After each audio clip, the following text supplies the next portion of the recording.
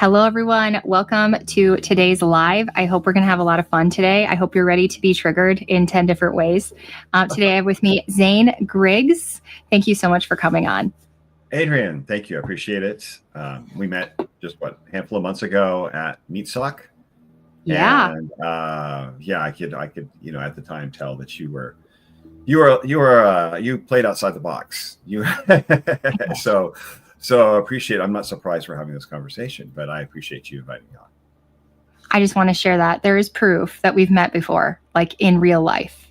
There you go. If anybody out there hasn't been to any of the meetups, even though maybe we're not going to talk only about meat today, I highly suggest it. You get to meet people you've never thought that you'd ever meet.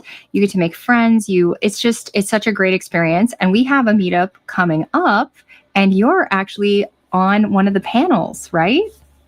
I'm at the Hack Your Health. Yeah, Hack Your Health in Tampa, coming up in just a few weeks, moderating the Men's Health panel. I'll be there with Mike Mutzel, Jay Campbell, and Brad Kearns. So I'm really looking forward to talking about men's health with those guys and digging in and seeing what they've learned over the years. We're all on the older side. I mean, Mike's probably in his mid 40s. Jay and I are in our mid 50s.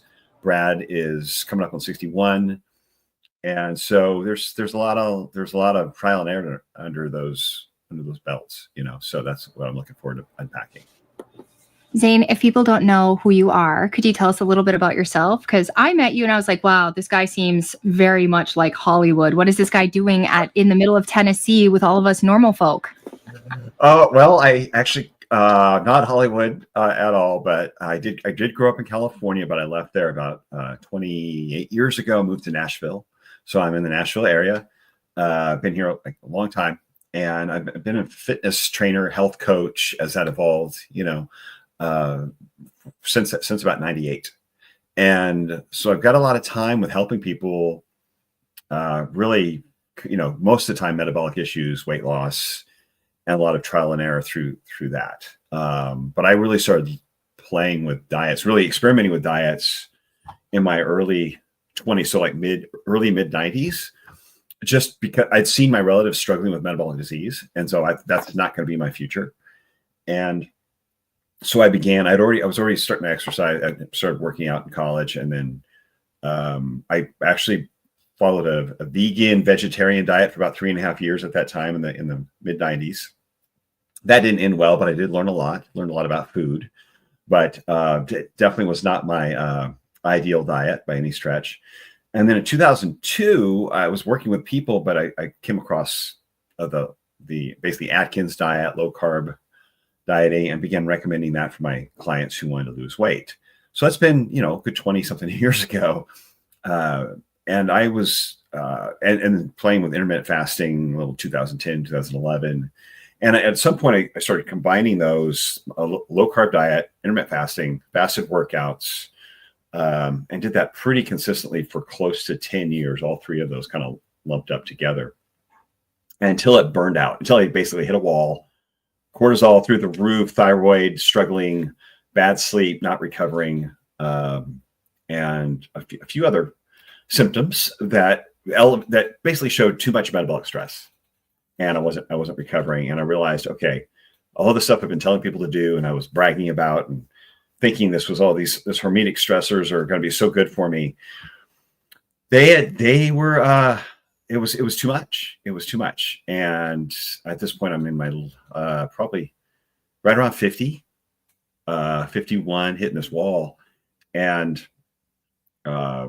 realizing, okay, something's got to change. What's it going to be? And I get the ego out of the way a little bit and really realize that not only had I led myself down a destructive path, but I've been guiding other people this way too. It was not an easy pill to swallow, but that's when I started listening to and asking for, talking to people with different points of view and different experiences and people who had been through that. And so and come full circle now, a few years later, it's really changed. It was that wall that has led me to start experimenting more and bringing more carbohydrates into my diet and not fasting anymore. And my one thing that I was struggling with at the time was, I say struggling, I didn't like it. I had my blood sugar, my fasting blood glucose on all my panels would always be low to mid 90s. And there's just no reason for that. Like I didn't want that being that high, and then struggling with thyroid. It's like, okay, there's a problem here. So when I added the carbs back, it's like the blood sugar comes down, the thyroid resolves, the sleep's better, recovering better. And fasting insulin was always nice and healthy. That really wasn't an issue, but I just felt better. And I realized that I'd been, again, over leveraging, but maybe that I'd been following too much of a dogma and been part of it, too much of folklore and not enough science, and really trying to pair, back up what I was doing with what the research showed, and ignoring certain markers for a while, that were inconveniently, red flags. I tried to discount them, tried to like well, that's not what I wanted, but these things look good. And when I really had to come to grips with that I was using, I was a little bit of selective analysis there on what my body was telling me, and really not listening to my body. So that's long-winded, but that's kind of how I got here. So for the last 2.5 years, really changing the way I approach my own metabolic health and how I'm helping my clients as well. Well, I'm super excited about this conversation because we have two different fields here. And in a way, because of our different experiences, we debunk some things that people say. Like some people will say, well, that's great for you, but you weren't sick. I was. I don't know if you've ever gotten that pushback. And maybe another pushback I've heard of people say, well, yeah, I've heard of Zane, but he's a gym bro dude. I'm not a gym bro dude. I'm in menopause. So we've got the two different things here. I'm in perimenopause, HE double hockey sticks. I have a history of a whole bunch of chronic illnesses. I have struggled with obesity my entire life.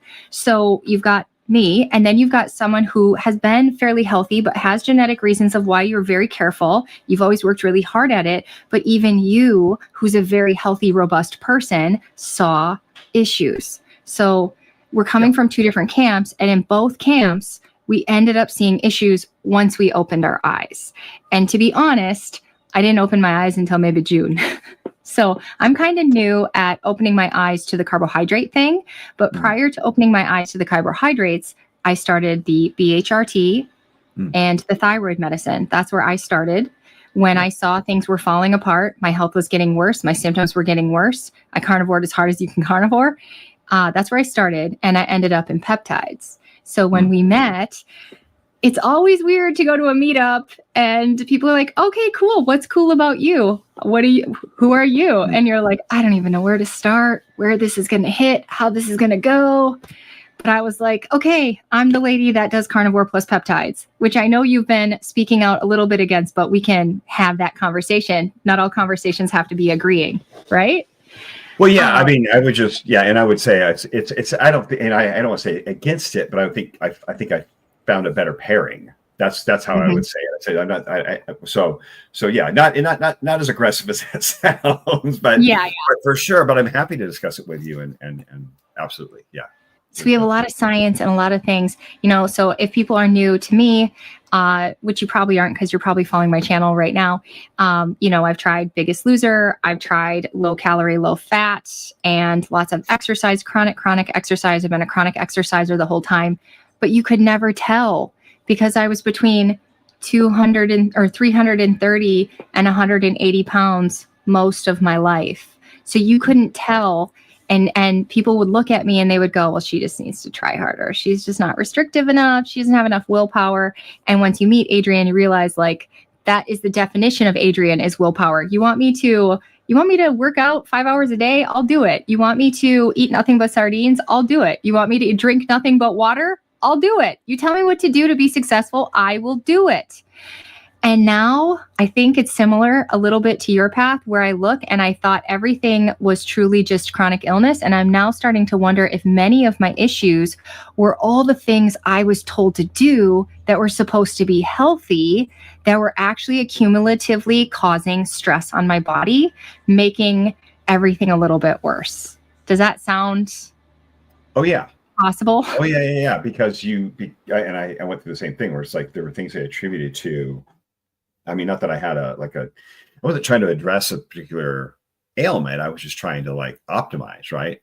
But in optimizing, the way I was trying to do that, I was if something went wrong, I was blaming me. It was, and that's kind of where I think what you're seeing, it's kind of like across the board. People say, "Oh, I need to do this harder. I need to diet harder, work out harder," as if that's going to make everything better, not really honoring the need for recovery, and that health doesn't have to come through punishment, or shouldn't come through punishment and restriction necessarily, to the point of creating something we can't recover from, or that we're not healing from, is causing more stress than it's actually alleviating. And so I think that's where there's a mindset shift that's got to come, where the health is not about punishing ourselves.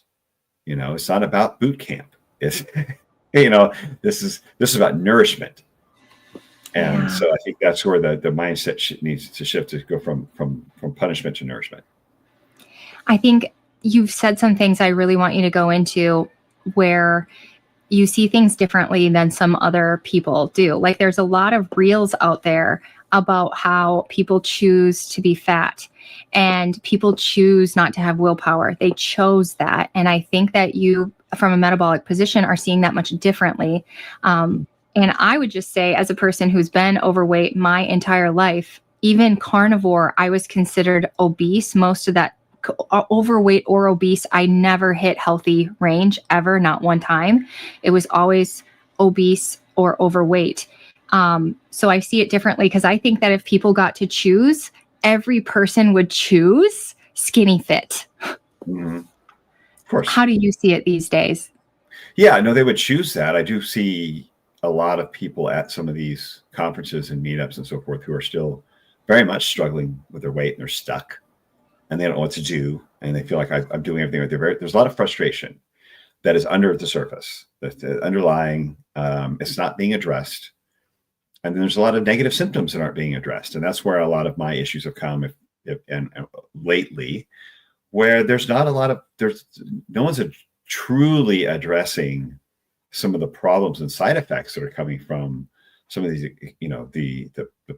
the more extreme dieting and the stress that comes from it, and the stuck weight loss.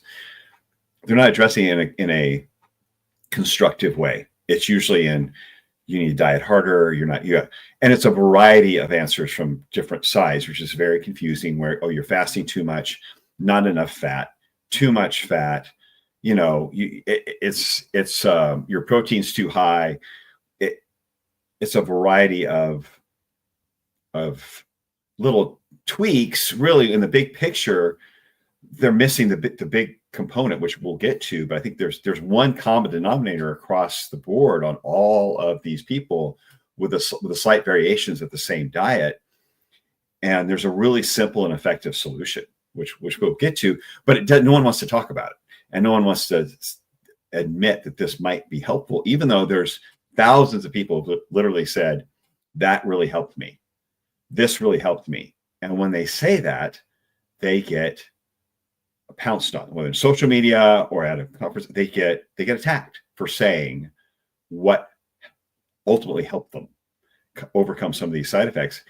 And there's no room for that. We're basically invalidating these people's experience. We're invalidating their symptoms to begin with. We're not giving them constructive solutions. And then when they find a solution, we're invalidating their solution, even though it's actually fixed the problem. And their solution lines up with what we see in published research as a valid solution. So there's a lot of denial going on. Can we go into some of the crazy things I've heard? Okay, so first I was told, not low carb enough, so I went low carb, end up zero carb, right? Then I was told not eating enough fat. So we reduce the protein, we add the fat. Meanwhile, this whole time I want to say, I'm tracking. I learned how to track 20 years ago. I know how to track, I know how to weigh, I know how to measure, I know how to eyeball. I'm a good tracker, because the next thing is you must just not be tracking right. You must be screwing it up. My response, I just want to say right now, is if you're not metabolically flexible enough to have error in your tracking, that's a red flag. Yeah. Like, if you are off by 5% fat in your tracking, and that is the reason that you're gaining weight, you're not metabolically flexible, there's a problem here. Red flag. But I digress. So add more fat, add more fasting, reduce the fasting, go into calorie deficit, come out of the calorie deficit, move that calorie deficit, just take iodine, just take selenium. You need to start seeing the sun every single morning. If you're not seeing the sun, that's why you're gaining weight. That's the problem, because you didn't rip yourself out of bed and go see the sun every single morning. That is the problem for sure. The tracking is wrong. Not enough exercise, too much exercise, not enough deficit, too much deficit. It's endless. And when I say carnivore didn't work, I repeatedly get these people say, you didn't have a good enough coach. And I'm like, I had Dr. Lisa Wiedemann, I had Kelly Hogan, I had Danny Conway. I had the best coaches that are helping thousands of people become successful. It was not a lack of coaching either. But in the end, I did sardine fasting. I was doing Monday, Tuesday, Wednesday every week for months. And then on the rest of the week, still tracking, still maintaining, eating closer to the 2000 range or varying that up, walking 3 hours plus a day, lifting 3 times a week, and still gaining weight.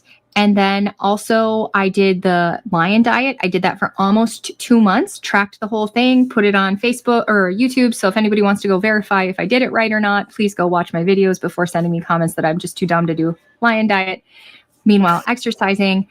And in the middle of lion diet, about day 35, I went into hyperinflammation. My thyroid and my hormones crashed.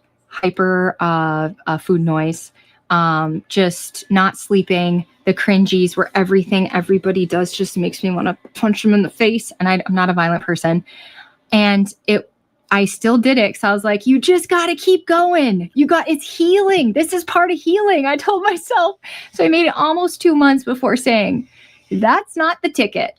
And that's when I had to look myself in the eye and say, that might have worked for you for a few months, but it's not working for you in the long run. The other thing, the food noise thing. So I'm eating nothing but beef, salt, and water. And when I'm having so much food noise on beef, salt, and water, I was told that I should reduce my salt or reduce my fat. And it was like, all I'm eating is beef, salt, and water. Like, I'm pretty sure if I reduce those last 2 things, I'm malnourishing myself at this point. It can't be the problem. If you're having food noise on lion diet, restriction can't be it can't be the solution. That's when I had to start looking elsewhere. Have you ever heard? How hard could it be to eat? Why does it have to be so hard to eat healthy? I mean, if this diet is based on ancestral, and not even traditions, just the way their life was at some point, and that's what we're basing this on. Oh, this is the way we evolved, and this is optimal, and this is blah blah. Whatever. I don't know that you can confirm that, but let's just, for the sake of argument, say that is true. Who was coaching them through all the things that life brought them? Did they not have periods of fasting and periods where fat fluctuated, and did they even have salt? And wasn't there times when the meat was different? Sometimes it was muscle meat, sometimes it was organ meat. The fattiness, the gain was different. 5% fat versus 20% fat. There's variations throughout, the food availability, and they didn't have metabolic disease. We've also have 10,000 years of history of people eating just everything they could possibly find, grow, gather, of every kind, without adjusting macros, let alone getting a coach or fine-tuning anything or going to the gym. And there wasn't metabolic disease until the 20th century. Yet, I mean, we still have indigenous cultures eating 60 to 85% of their calories from carbohydrates with no metabolic disease, who have no industrial diet, no processed food coming in. South America, Asia, Island, South Pacific Islanders. No metabolic disease, nobody's following macros, and they're eating a lot of carbohydrates. So to create all of these little boundaries and reasons why you're doing it wrong there's nothing ancestral about that. There's nothing traditional about that. There's nothing in line with if you're quoting, this is the way we evolved. There's nothing, if that's what those two things do not line up. To make it this difficult to eat meat and fat and salt and water. Come on. Thank you. Because the number one answer is I just didn't do it right. I just didn't try hard enough. And it was like, life shouldn't be this hard. I get people every day. If anybody needs any coaching on how to combine some things, we'll talk about that later in a second here. But I get people all the time who are like, it works for me, except that I can't live my life. I have to be perfect. I can't go to the movies because it disrupts my circadian health and my sleep routine. And if I disrupt my sleep routine, then I won't go for my 3-hour walk in the morning. And if I don't do my 3-hour walk in the morning, then I get all this inflammation. I start gaining weight, and it just trickles. If you have to be absolutely perfect, it can be sustainable because most of the people I think watching have amazing willpower, but it's also like, it shouldn't have to be that way. That's a red flag. Something is wrong if you have to be perfect. Yeah.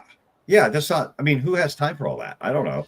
I worked with a lot of clients over the last 28 years, from all types. And I did work on actually Extreme Makeover, Weight Loss Edition, as a coach for like one-on-one with the first season with one guy, and then like the last half of season 4 with another guy when they were losing half their body weight. So I've seen the food addiction. I've had clients with diabetes.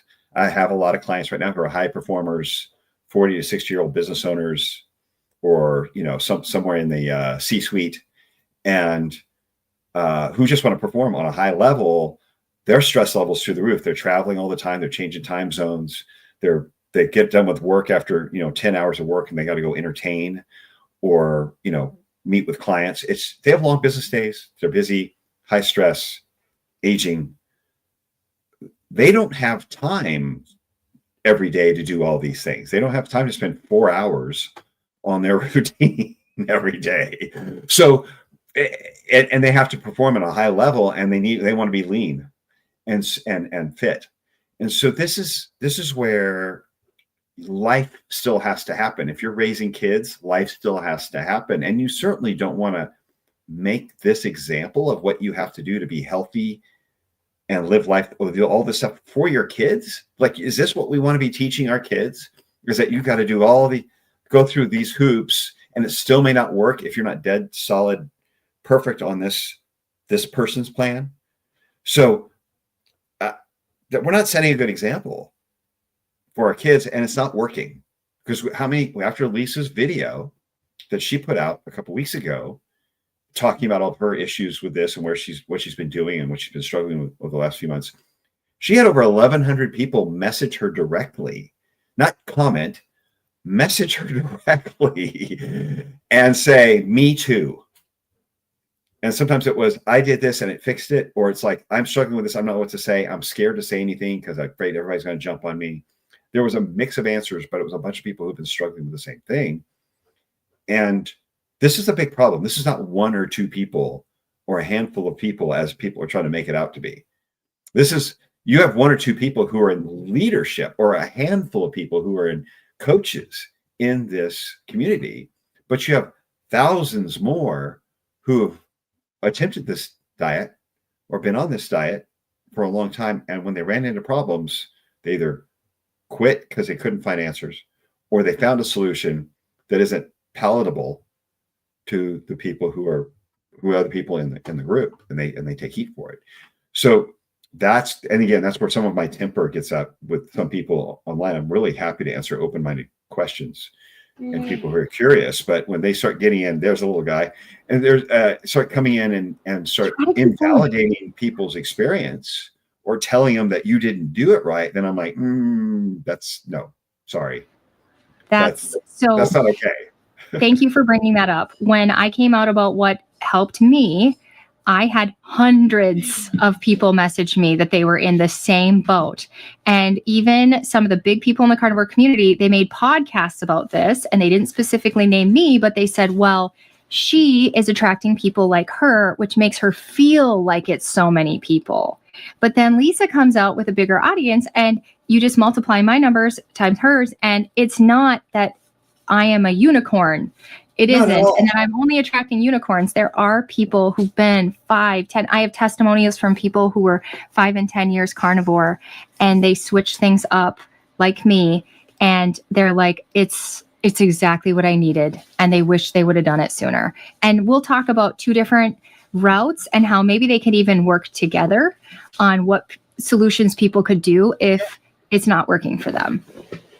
Yeah, I think there's more than one way to get there. It just depends what you want to do. I think there's a lot of there's more than one way to have success.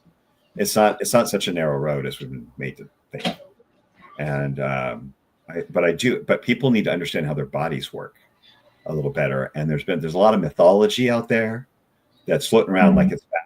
That's supposedly how our bodies work, and it's just it doesn't line up with the research. It's not line up with how our bodies respond to food and what we're seeing. And with all of this, it's kind of like coming to the surface.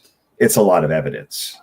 It's a lot of anecdotal evidence that it's in line with published research, and so it's confirming. And these are not outliers. These are confirming how our bodies work. Yes. Yeah. So let me tell you how I did it. So I was carnivore. I knew I'm having chronic weight gain. I'm having hormone issues. I'm having huge swings of inflammation. Like 14 pounds can come on in 2 days, inflammation. I went from 28 days cycles to 21 days. I'm going to shut my door. So I got a guy, he's home with a stomach bug, so he can't go back to school. One sec. Oh, gotcha. No, I get it. I've been there. Okay. So we had 4. We had 4. I had 4 as well. So when I met Zane and I said, yeah, I do the peptide thing. And he was like, cool, I love peptides. And I was like, oh, thank God.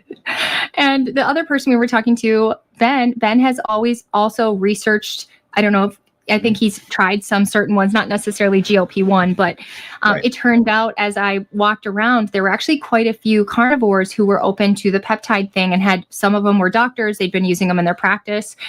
One of the kickbacks that I get all the time is, well, I'm not going to do drugs. Well, a lot of naturopaths and people who are holistic and integrative are using peptides because our body recognized them as signaling molecules. And so they're not this horrible drug.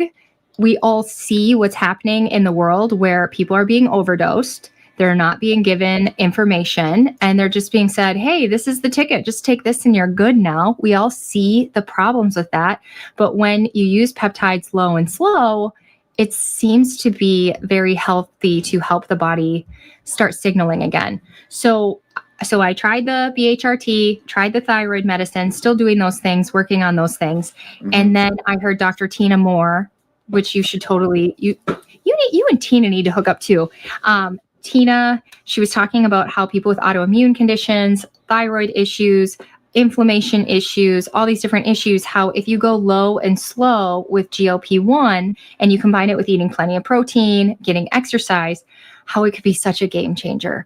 And let me tell you, for me, it changed everything. I went from walking 3 hours a day to walking, an hour 3 times a week. And I had to slow down because I was losing so much weight. I knew if I kept going, I was going to lose my hair and my thyroid and my hormones. So I knew those extreme things I had to do on carnivore just to maintain and maybe lose a couple of pounds. I had to stop doing those stressful things because it was way too much once I wasn't insulin resistant anymore, once I wasn't inflamed anymore, once my hormones were communicating with my brain and my pancreas.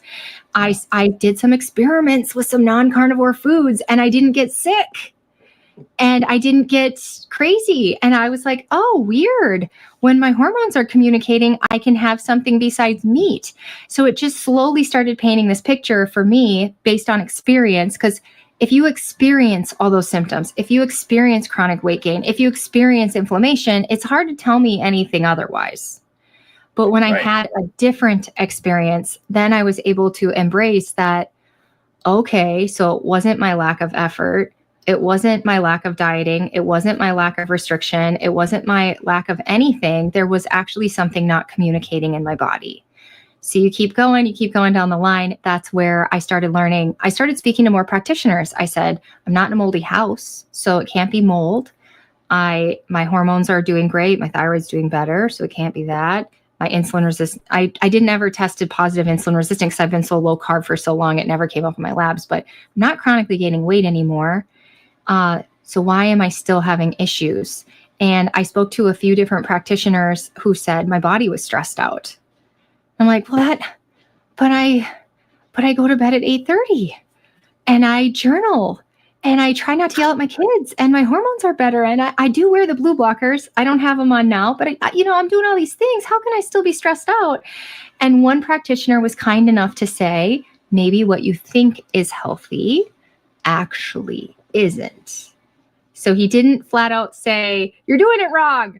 But he did gently tell me that sometimes what we think is healthy is not. And that's when I started learning about Jay Feldman, Mike Fave. There's a guy named Isaac out there, the Strong Sisters. We all know, and we all hated Paul Saladino, but maybe Paul was onto something. And that's where I remember when Paul was going through that. I was down there in Costa Rica when he was going through that with the thyroid stuff, and he was starting to add honey to everything, and because and I was still eating fruit, and I was kind of trying to find solutions at that point as well. But I was eating a lot of fruit down there and felt amazing. Sleep was great. But I saw somebody else just yesterday talk about, Paul went back to this because of his carb addiction. There is no one who will do more for their health, change their lifestyle more, adjust everything he needs for their health than Paul Saladino. And I mean, nobody. I don't know anyone who will make changes to his environment more for the sake of their health. And he would do whatever it took to be whatever the healthiest option is. That's what he would do. And he was seeing the problems with his thyroid and and he starts adding in, and he is an experimenter. And it's a crime. How he has been personified when he has just been honest, and he had the guts to come forward and say, you know what, I was wrong.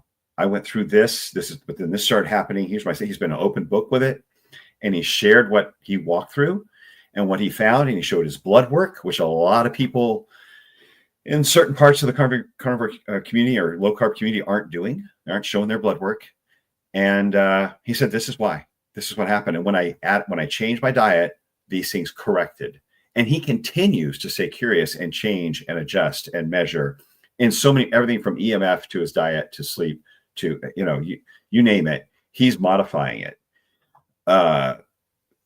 It's a crime. So say carb addicted. No, he gave his body what it was telling him it needed. And so that's where I knew we had a problem. And when I was experimenting over the last 2.5 years, I'm like, I want to be sure. I'm going to trial and test. And he was one of the ones I ran into later on in Miami. And at this point, I already increased my carb intake and had increased it for about a year. And he said, go up, add another 100, add another 200, and he said, see how you feel. He wasn't saying do this. He said, try it, see where it takes you. See how you feel. See what your numbers look like. It was stay curious, experiment. Don't just stay locked into one thing because fix some of your things. What's ideal for you? Keep going. And that was it. It was like it just reminded me. Like, don't get stuck like you did before. Don't think you made a change and something shifted and don't wrap yourself in that now. Stay nimble, right? Stay open. Yeah. And I think that's the mindset we need to have. We need to stay intellectually curious. I own multiple of his carnivore books. Yeah. And so for him to have to turn that around, that takes a lot of humility. And then to have to put up with the demonization because it's strong. the demonization is strong. But the interesting thing is once you see what's going on here, it's hard to unsee it. Yeah. And then it's hard to continue to have those conversations. And so, okay, so here's the world I'm coming from. So I coach a lot of people who are carnivore, but carnivore wasn't quite the ticket. They're adding low and slow GLP-1 and everything starts moving again. And I know that the science doesn't make sense why you would do carnivore plus GLP-1. I would say for people who are out there and they're not carnivore and you're adding a GLP-1, I wouldn't go carnivore. But if you're already carnivore, it makes sense to me because of what I've experienced, because we've already had all these symptoms. We've already had all these problems. And so it's hard to just trust that it's going to be fine to not be carnivore. What GLP-1 can help with is not only your blood sugar regulation, but your inflammation that can reduce stress on your body. And then it can help, with your brain. And then it helps heal up the gut over time. It doesn't happen overnight. Like you don't just start GLP-1 and boom, you're eating grains. But over time, I noticed I could start eating things without the punishment, without the bloating, without the hurt.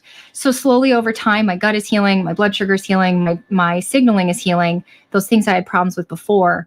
And so then I was able to come with a place of comfort, not fear. There was fear, but I always knew if I took it back that I was going to be okay. So I did experiments with less fear, with more confidence.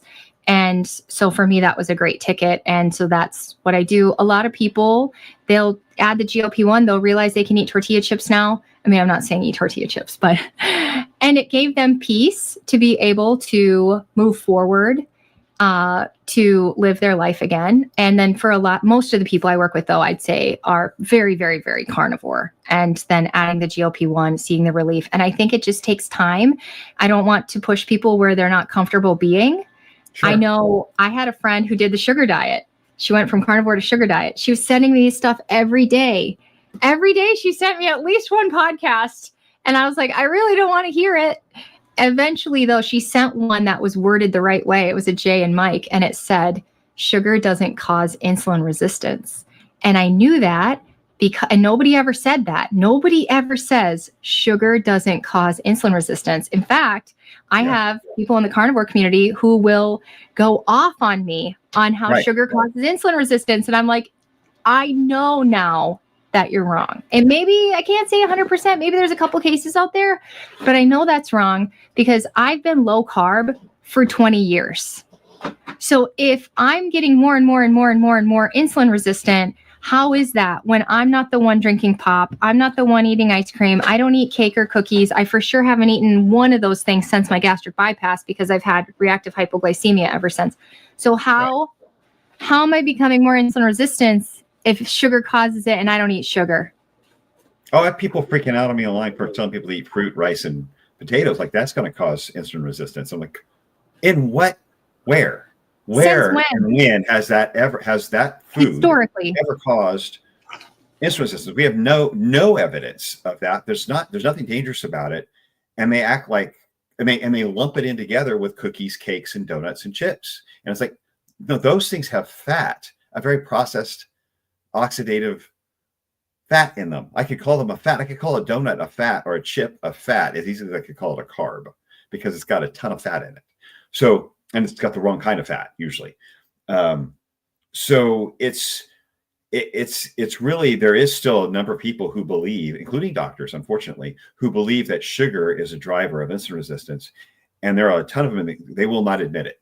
They will not. That is like a heresy to say that. We will hear, we just had a picture with Ben, you showed your picture with Ben Azadi. He's been one of those early keto guys who said, you can't stay on keto indefinitely. He recommends cycling on and off of it because of the impact on thyroid and all the other, hormone imbalance. And two, he knows it's what seed oils drive insulin resistance. He will say, hey, it's not the sugar. I've seen him speaking now with his book out, doing a lot of speaking. It's not the sugar. It's not the carbs. We were wrong. We thought that for a long time. We were wrong. And the sooner people kind of accept that, the sooner we can move forward. But there's a lot of people with, some dollars tied to that belief system that are going to resist that moving forward, or they have a lot of following tied to that as well. And that's again where I've I had to check myself, which I did.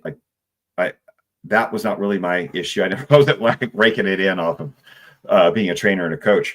I didn't have the Lambo pulling up in the yard, believe me. But where the strategy starts to become more important than the health outcome of the person we're helping. And when the strategy becomes more important than the health outcome, that's what we see. That's why we're seeing people say you're doing it wrong, because there's no way in their mind that the strategy could be wrong. So the person has to be wrong. Meanwhile, their health outcome is getting worse, or it's not resolving with all the little tweaks they're doing, the minute little tweaks they're doing to basically the same strategy, this said a different way. It's meat, or it's meat with some asparagus and butter, or it's meat with asparagus and butter and a little like half an apple. I mean, who in the grand scheme of things, that's all the same diet, whether you want to admit it or not. And it's creating the same problems, the same symptoms, and it's not resolving. It's maybe a short-term fix for some. It can be a gut healer for others initially, but ultimately it's not the resolution for insulin resistance, and those foods were never the cause of insulin resistance. But I have to give props to Ben for being early and being big in the keto space, but realizing, one, it's not an indefinite diet because it has downstream effects that you don't want if you stay on it too long, and two, it's not the sugar. And I think that is where communication and more of the science coming out, that show this. That's where I feel like there's a lot of room for growth. So let's talk about the root of what we think insulin resistance is caused by. So I'm going to start based on my experience. Sure. So one thing that always made me sad was to have to be in a big body all my whole life. Even when I was 3, I was big, and be told later on, like people would say, I would say, well, shouldn't I be able to live as well? Shouldn't I be able to have a piece of cake at a birthday party or have popcorn at the movie theater? Not that I would eat that seed oil popcorn, but shouldn't I be able to live a life as well, just like skinny people get to live? And the response would be, well, you already shot yourself in the foot. And that is so now appalling and disgusting, because I have struggled since a little kid. So I shot myself in the foot when I was born? No. And so I want to debunk that people are 100% doing this to themselves, because in my opinion, I see very little instances where they are, including people who are sitting on the couch eating pizza, because we now see physiological reasons why they are doing that. It wasn't just that they just chose to be just a lazy slug. It's that their energy pathways are not working. Their digestion is not working. The signaling to their brain and their pancreas isn't working, leaving them very low energy and craving things that will give them energy right now. And that craving is constant. They're being told that they're starving because the energy isn't being formulated. So the brain is telling them, I need energy all day long. So It's not like they're actually truly choosing. And you can watch people, you'll watch people who 400 pounds, they can fight against it for so long, but eventually the physiological things that are happening win out. And even if you're a person like me, who's like, I'm on a lion diet, even then 40 days into it, your body just says, too bad, slam, 14 pounds of inflammation. So those are a couple of thoughts there. So my thought with why could Adrian be struggling with weight her whole life? I grew up in a moldy house. I grew up with a single father, and we moved in with my grandma who struggled with the disease of alcoholism. I didn't have a mom. I was bullied at home and at school. There's a lot of stress. There's a lot of trauma. There's a lot of mold. I also had pneumonia at 18 months old, where they pumped me to save my life with antibiotics. And I'm going to guess that might be the number one thing, is that they destroyed my gut health at 18 months old, is going to be my guess. I never had any breast milk. I only had formula. We followed all the schedules that are out there, which in 1984 wasn't much of a schedule compared to today, but we got a lot of toxin and trauma and antibiotic exposure that I believe is causing chaos in the pathways. So when I look at other people, what could theirs be? Theirs could be immune system dysfunction. It could be exposures to too many things they're not detoxing well. It could be sometimes the hormones, the trauma. We'll see people start having chronic weight gain after they lose their spouse, a child. Major trauma seems to trigger the pathways to stop functioning properly. Anything that'll cause chronic inflammation where the pathways can't seem to shut off, all of a sudden we're having chronic weight gain. And then we have now people, we'll see it in the bodybuilders, we see it in the carnivore community, people who overstress their body seem to start having issues. So go ahead. What do you think? Well, I think it begins with, like all disease, it begins with oxidative stress, which is what you're referring to, just in a different term. So oxidative stress can show up in a number of places, like you mentioned with your gut. It can show up with where I think it's driving most of the current problem or the epidemic in the United States is gut, definitely, but I think is a close second. The primary one would be in the mitochondria with seed oils, trying to process all these seed oils in our food. It's 60%, ultra processed food is 60% of the US diet at this point. And we've exported it. It's worldwide now, right? So all this processed food that we started off with here is now in every country, industrialized country you can think of. So those seed oils are very oxidative.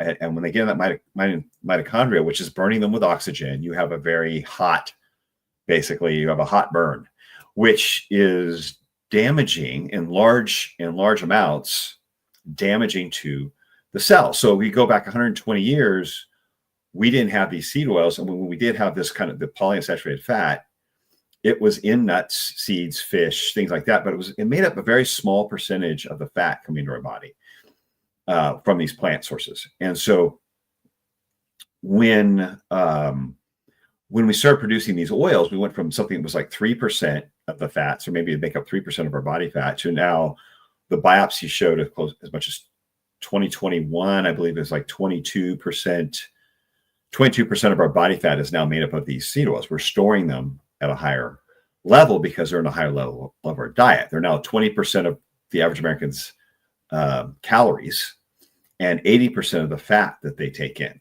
as opposed to being a single digit percentage of the fat that they take in.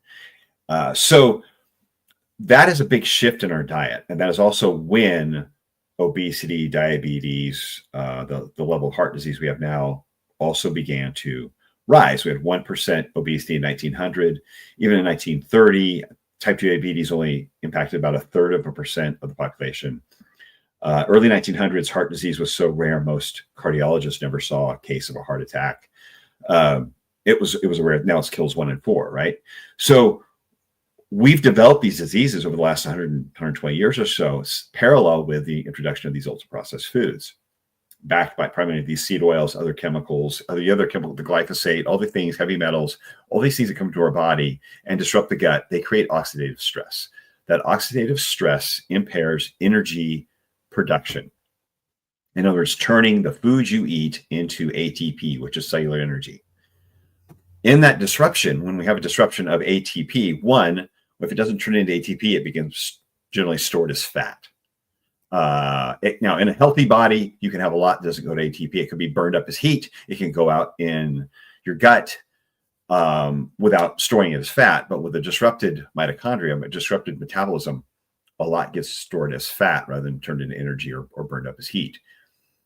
At the same time, with that disruption of energy, the brain's like freaking out because we need energy for ourselves all the time. They don't have enough onboard energy to survive more than a handful of minutes. So when that happens, the brain elevates stress hormones. So cortisol, glucagon, adrenaline are our main stress hormones. And when those are elevated, that tells our body release stored energy.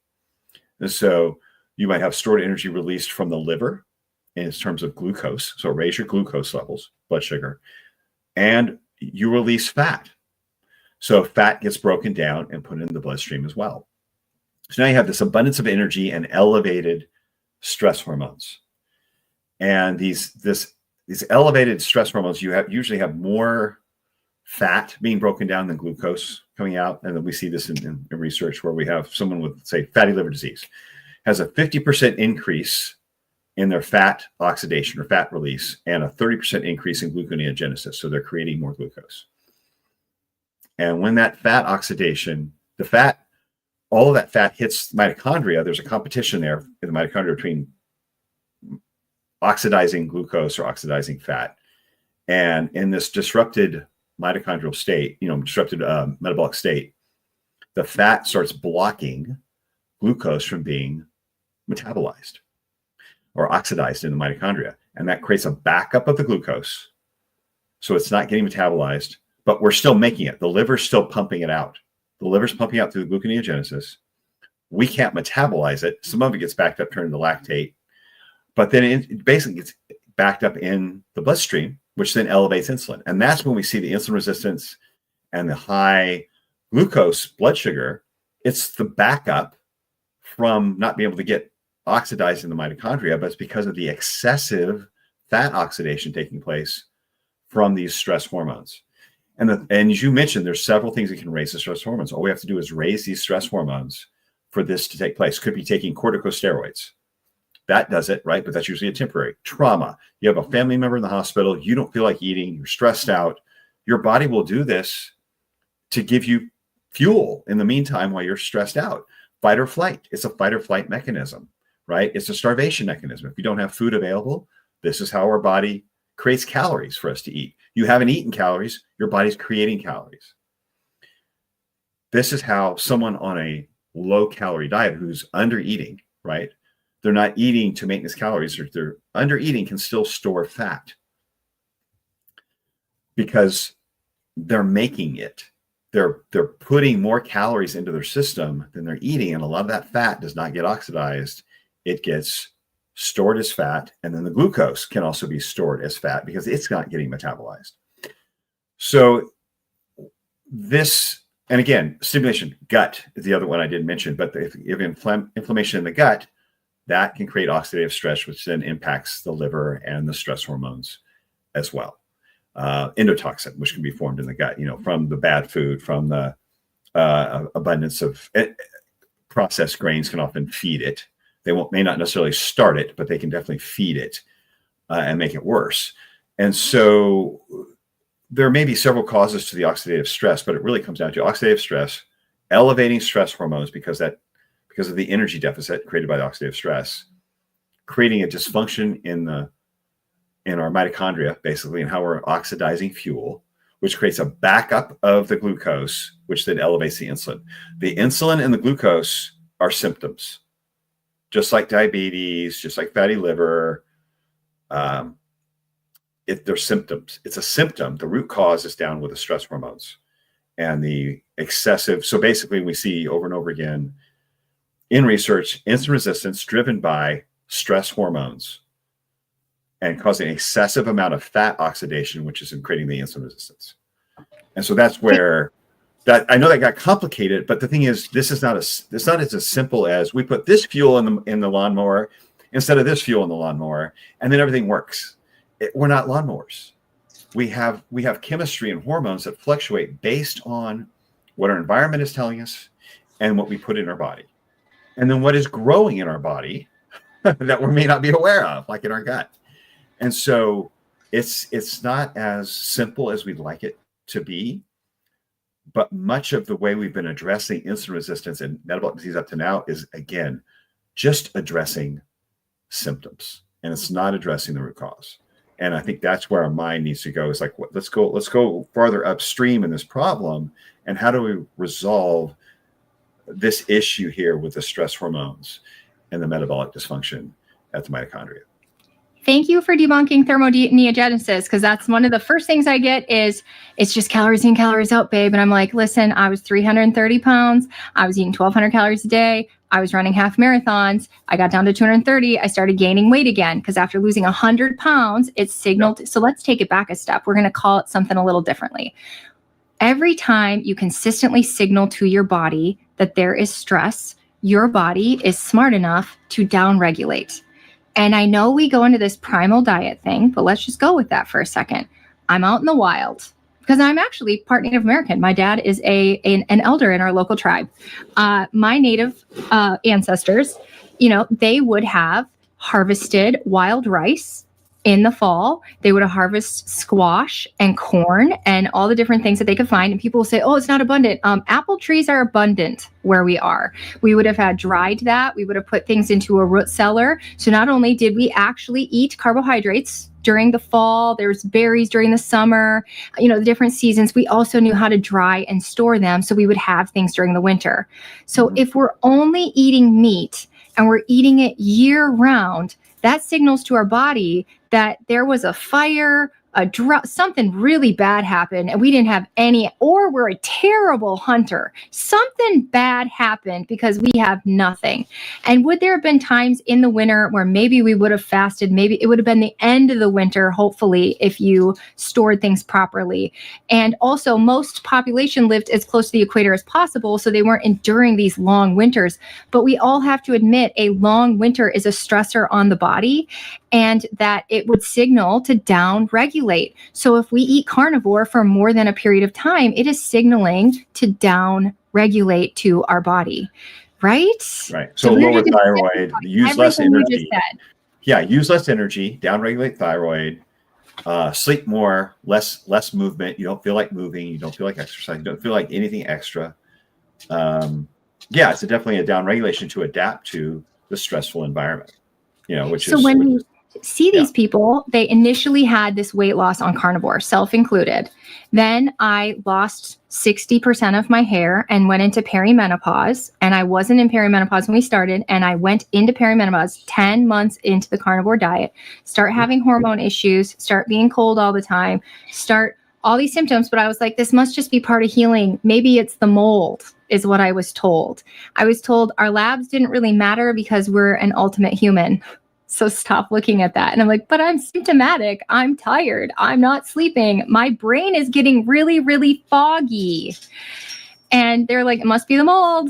It must be something else because it's not carnivore.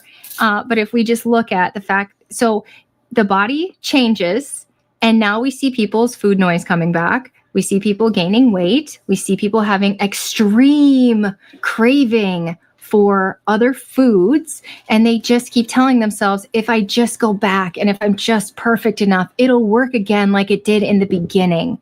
And what I'm seeing physiologically is that that's not ever going to be your story. You can wait 10 years, but I don't think that's going to be your story again.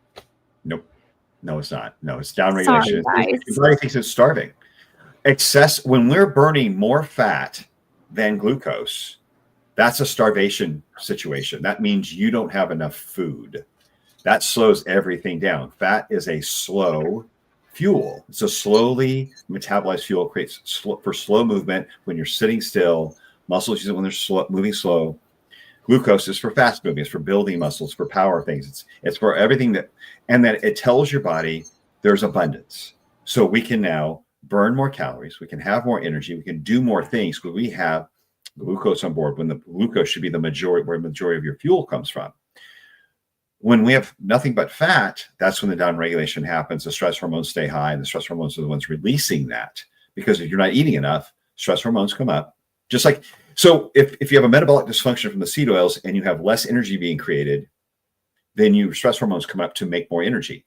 If you're not eating enough, it's the same situation. It's the same stimulus. It's just coming from a different direction. It comes in from a different direction, that you're not fueling your body well enough. This still creates the oxidative stress. It still creates the alert to stress hormones to release more fat and to release more glucose from your liver. And when that liver runs out of glucose, it's going to make more by breaking down lean tissue, right?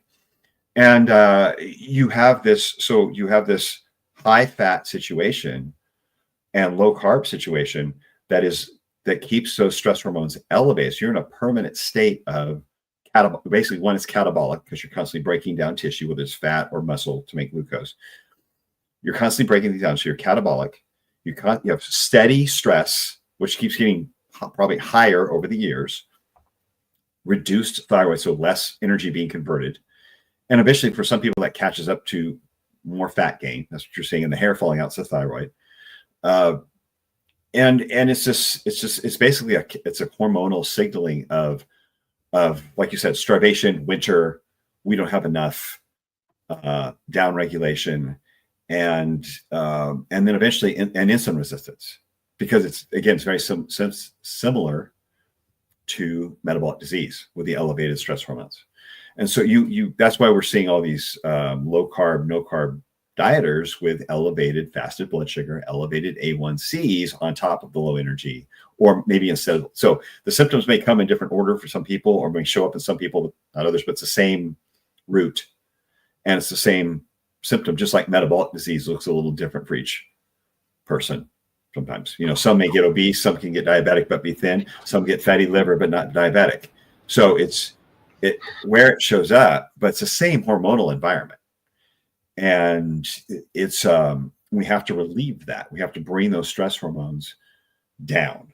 And the GLPs actually help do that, because they help turn off glucagon and they raise insulin. And so that helps relax the system. And then the insulin helps push the blood sugar back in. So you have a little bit of a reversal of the insulin resistance from the stress hormones. It gives some relief. That was a little long-winded, but but that's basically what happens. So I don't know if you were watching, as I was, the different things that were happening in the carnivore community. First, I want to give huge props to Kelly Hogan, because she has thousands of group members and she cares. And so when I came out and said, this is the research I've done on GLP-1, this is how it's changed my life, she dug right in. She messaged me that day and said, where do I learn more?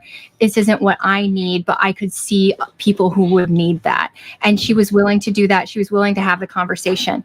A conversation that happened before that was that one of our friends, a perfect carnivore, dairy-free, exercising, doing all the things, had multiple heart attacks. And we had to ask, how could this have happened? She was doing everything right. And that's when Dr. Ovadia had said, carnivore doesn't actually resolve all insulin resistance. He was the first one to actually say that out loud. Then later on, I say the GLP-1 thing, then we have the sugar diet. So we learn that there are processes our body can do where it can switch into actually still thriving on eating nothing but sugar. And so that whole theory we had that sugar was so evil, it turns out our body can. And now if you dig further, you can find out our body, it can actually process sugar and fat at the same time. We were told it couldn't. It would store one if we had them both at the same time. I know we don't want to slam our body with both of high levels. You want to not give yourself high levels of dual energy, right? Or you will have fat storage. But our body is capable of eating rice with a little butter on it. Yeah, no, you can have both in right amounts. And it's not like we have to completely get rid of one or the other. I think the ratio would depend on how active you are, how metabolically healthy you are, and what your goals are. And there's room to adjust those depending on where you are. I would think that actually the people who are the most active and most athletic could actually handle more of the fat. And at this point, I would approach someone who is maybe more metabolically unhealthy. I would reduce their fat as much as possible and elevate them.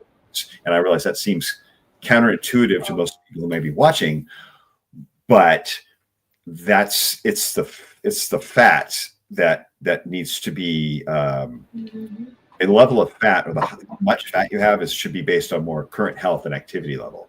But that's going down a rabbit hole. All that to say, it just flipped the theories on its head. Is basically what it did. It just completely flipped our understanding of how we make energy and what our bodies can do with it. What seems to be a point of thriving of optimal energy. So yeah, that sugar diet was a flip for a lot of people, including people in the low and no carb community. And when people would tell me, Adrian, you just didn't eat enough fat, I always told them, listen, I did the high fat experiment. It made me feel terrible. And so I got to thinking on a primal diet, and I saw Lisa had a great visual of fat throughout time, that if we were out, we would be eating bird and fish and squirrel and deer. if we got a big deer, a deer is very lean. Animals in the wild are on a natural diet, are very lean. So why are we pushing this unnatural?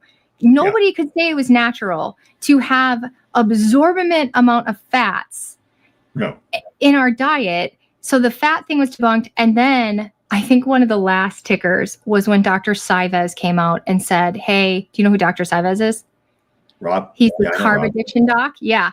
And he was like, listen, some of my patients are actually becoming more insulin resistant on carnivore. And I feel like that was one of the last nails in the. I didn't hear that. I haven't talked to Rob in months. So I haven't heard that. And I don't know where he was putting that out. We usually have a lot to. Oh, he was part of this controversy. He was a big piece of this this controversy. And it makes so much sense. When you don't eat any fat, we find out later it caused stones and gallbladder issues, and also just digestive enzyme and digestive fluid issues if you eat zero fat prolonged. We now know if you eat nothing but plants, we have issues. We have oxalate buildup. We have inflammation. We end up with gut issues. We end up with malnutrition unless you're taking supplements. So why would we think then if those two diets, and we know if we ate only sugar, the sugar diet people, it came out the science quickly that long-term sugar diet is also not an answer. So why would we throw it out the window and go, but if we only eat meat, that's going to be okay with no consequences? Yeah. And with the sugar diet, it was a cyclical diet. It was people would use it for a specific period of time, knowing that they couldn't sustain it for a long period. It was a hack. It was meant to be used short term, originally for bodybuilders to lean out to walk on stage so they could get shredded on stage and maintain their muscle mass. That's the guy who created the sugar diet originally, trains bodybuilders out of Miami. And he's an old bodybuilder himself. He's done it all. He's done vegetarian, he's done keto, carnivore, all the things. And he uses the sugar diet to help bodybuilders get ready to walk on stage and maintain muscle. And he knows you got to cycle in and out of it. And he tells you how to cycle in and out of it. But it was never meant to be long-term because it's obvious it's missing some nutrients. At the same time, though, we have Walter Kempner's rice diet going back to 1939, 1940, where he reversed hypertension, diabetes symptoms, including retinopathy and neuropathy, and the kidney issues that come with all that, and obesity with rice, fruit, and fruit juice diets. With the obesity ones, they had a little less calories, but they dropped an average of, like there was just over 100 people dropped an average of 65 kilos. So 120, 140 pounds. I mean, a minimum weight loss in this 6-month period was 45 kilos. So you're talking about close to 100-pound loss, 104-pound loss at minimum for every person in the group.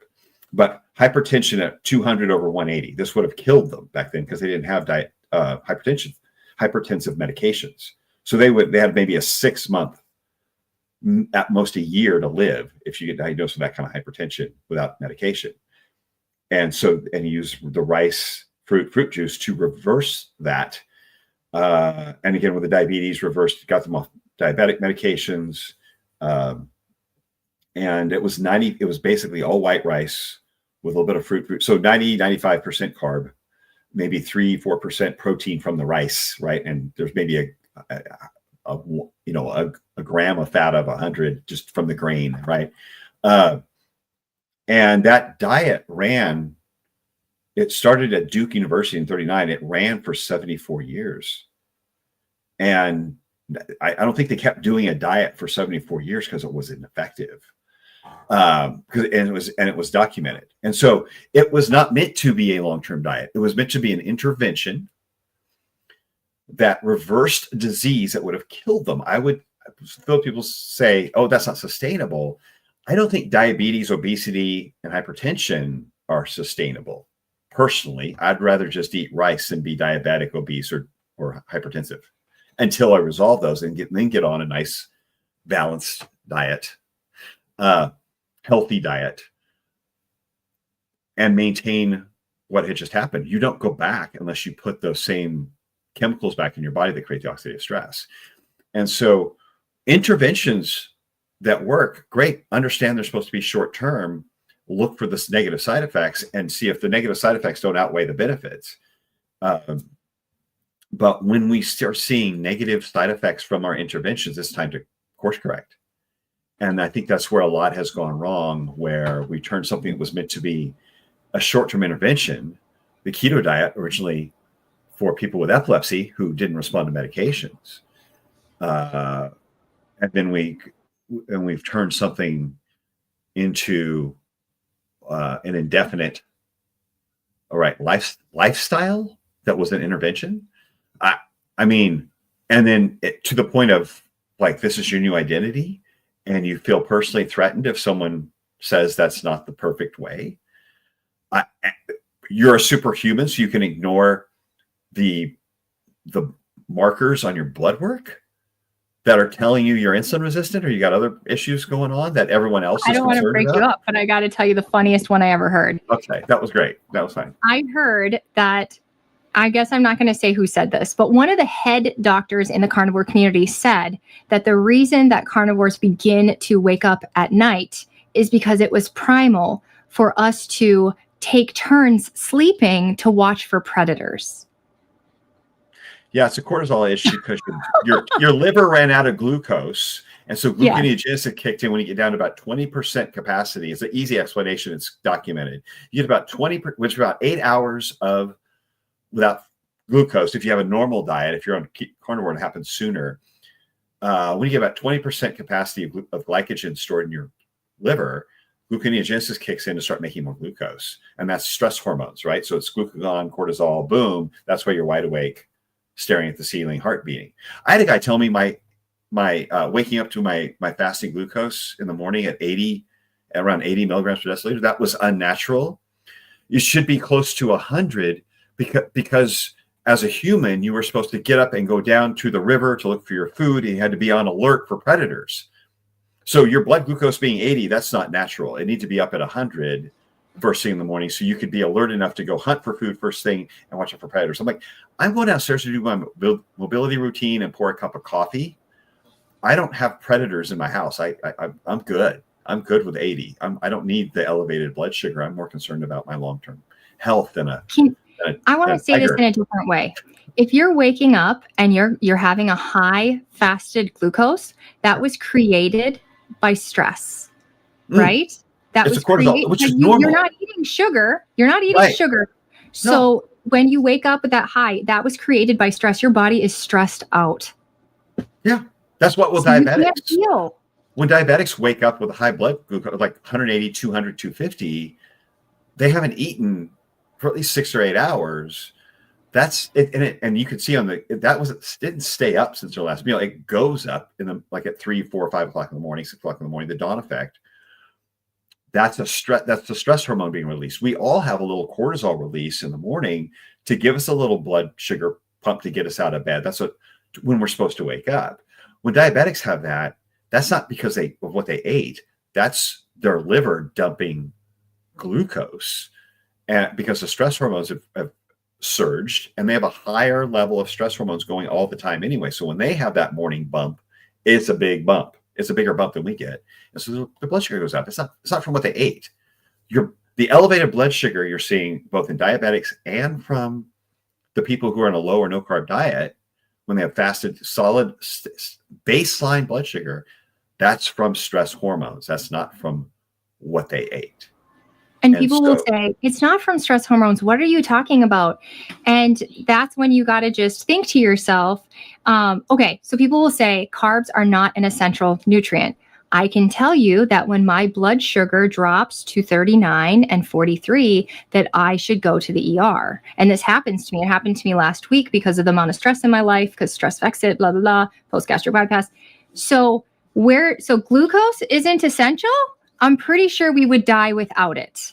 It's physiologically essential. You're never without it. You're always using it. That's a misuse of the term essential nutrient. That's not what essential nutrient means. So this is so misused. And every time I hear it, I go, do I want to go off, or do I just want to breathe and There's so many good memes about this. Yes.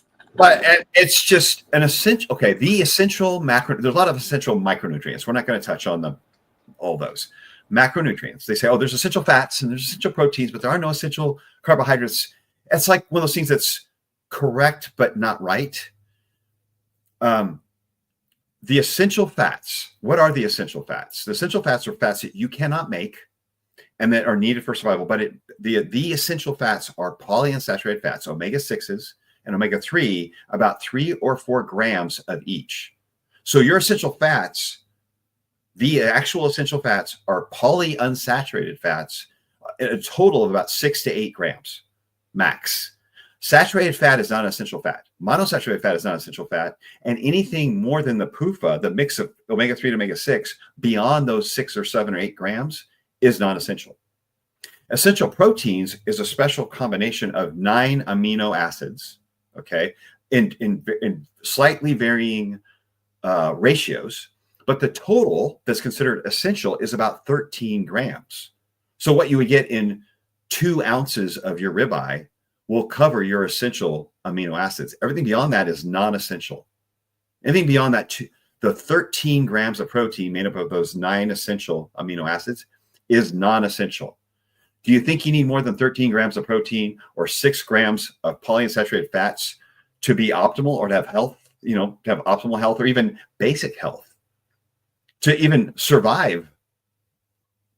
13 grams of protein, 6 grams of fat. That's all that's essentials when it comes to macronutrients. And they aren't saturated. They aren't monosaturated. That's essential.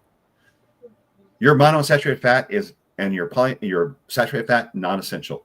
Your body can make those fats. Your body does make those fats. The proteins, 13 grams. Have your 2 bites of your ribeye and take some fish oil, and that's your essential fats and proteins. You're done. In fact, you probably got more saturated fat. Yeah, well, not even to stay alive. It's not even. It's a misunderstanding of the terms. That's not what you. There are things that you need. Basically, there are nutrients that you need that your body can't make. It's not that you don't need more to stay alive or to even be optimal. It's just that these are the things you absolutely need that your body can't make. And so they're like building blocks, right? They're things you need for specific functions in your body that you can. It's not about what you need for nutrition, for energy, for holding on to muscle. For those nutrients, those aminos and those fats have different function. They're not for energy. They have different functions. What you need for energy and to survive and to build and this body, hold on to this body, all that is non-essential. Considered those are not considered essential nutrients. So you could say it's not essential, but neither is your ribeye. And neither is the saturated fat that you're shoveling into your mouth because, okay, I don't need glucose. Let me throw some butter.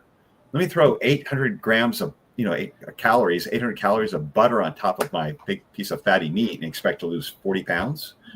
No, you're not going to burn all that fat in a day. So you don't get a free pass because you say there's essential fats. So it's a complete misrepresentation of these terms that have very specific meanings in nutrition science. And a lot of people are saying that out of ignorance. They're parroting what they've heard people say, but it's very misleading. Yeah, I like how Jay explains this. He says, if we don't eat calcium, our body has a process to pull calcium from our bones so that we have the calcium to function that we need. Is that optimal? No, you end up with weak bones.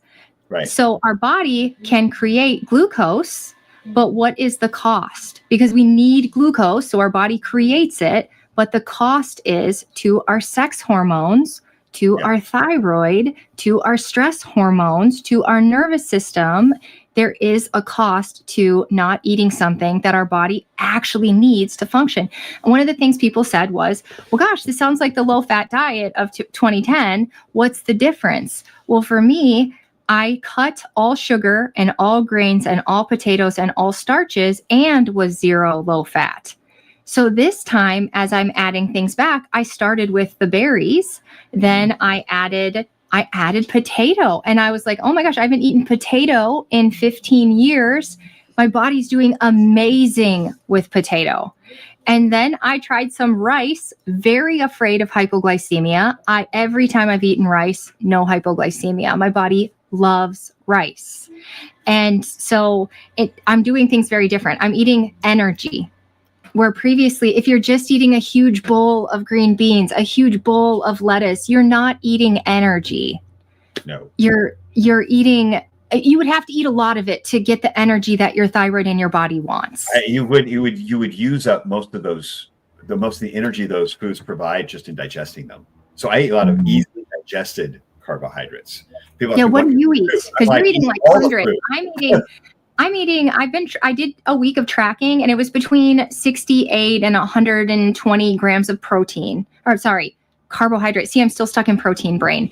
I'm not way up by you. I have to be really careful with my gastric bypass, which I'm looking into having reversed at this point because it has destroyed. I don't know if you've ever seen this. People post gastric bypass, it's very common for them to have no cortisol production. Woo. And then the rest of the stress hormones have to kick in, and they affect your blood sugar. And so I think that's one of the main reasons people post gastric bypass are actually having, it's not just the food, it's not just dumping, it's actually a stress hormone thing like we've been talking about. And the fact that the surgery chopped up your digestive system and affect your stress hormones.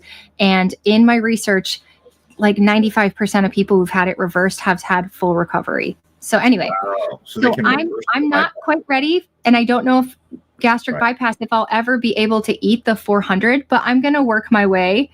It needs to be slow. If we think of it like a muscle, if you've been eating 0, we're going to have some issues if we go to 400. Right. But I think, if you think about what your nervous system and your brain use on a daily basis, it's like 150 is a pretty so tell us, if people are reintroducing, what do you suggest to them? And then I'm going to give you some of their kickback. Okay. Well, no. So what I've been telling people, because most of them who have been coming to me, they've been sneaking a little bit in because it's making them feel better. That's why they're asking me more questions. But even if they aren't, I would say, let's turn off some of the stress hormone and give your brain and nervous system what it needs right out of the gate.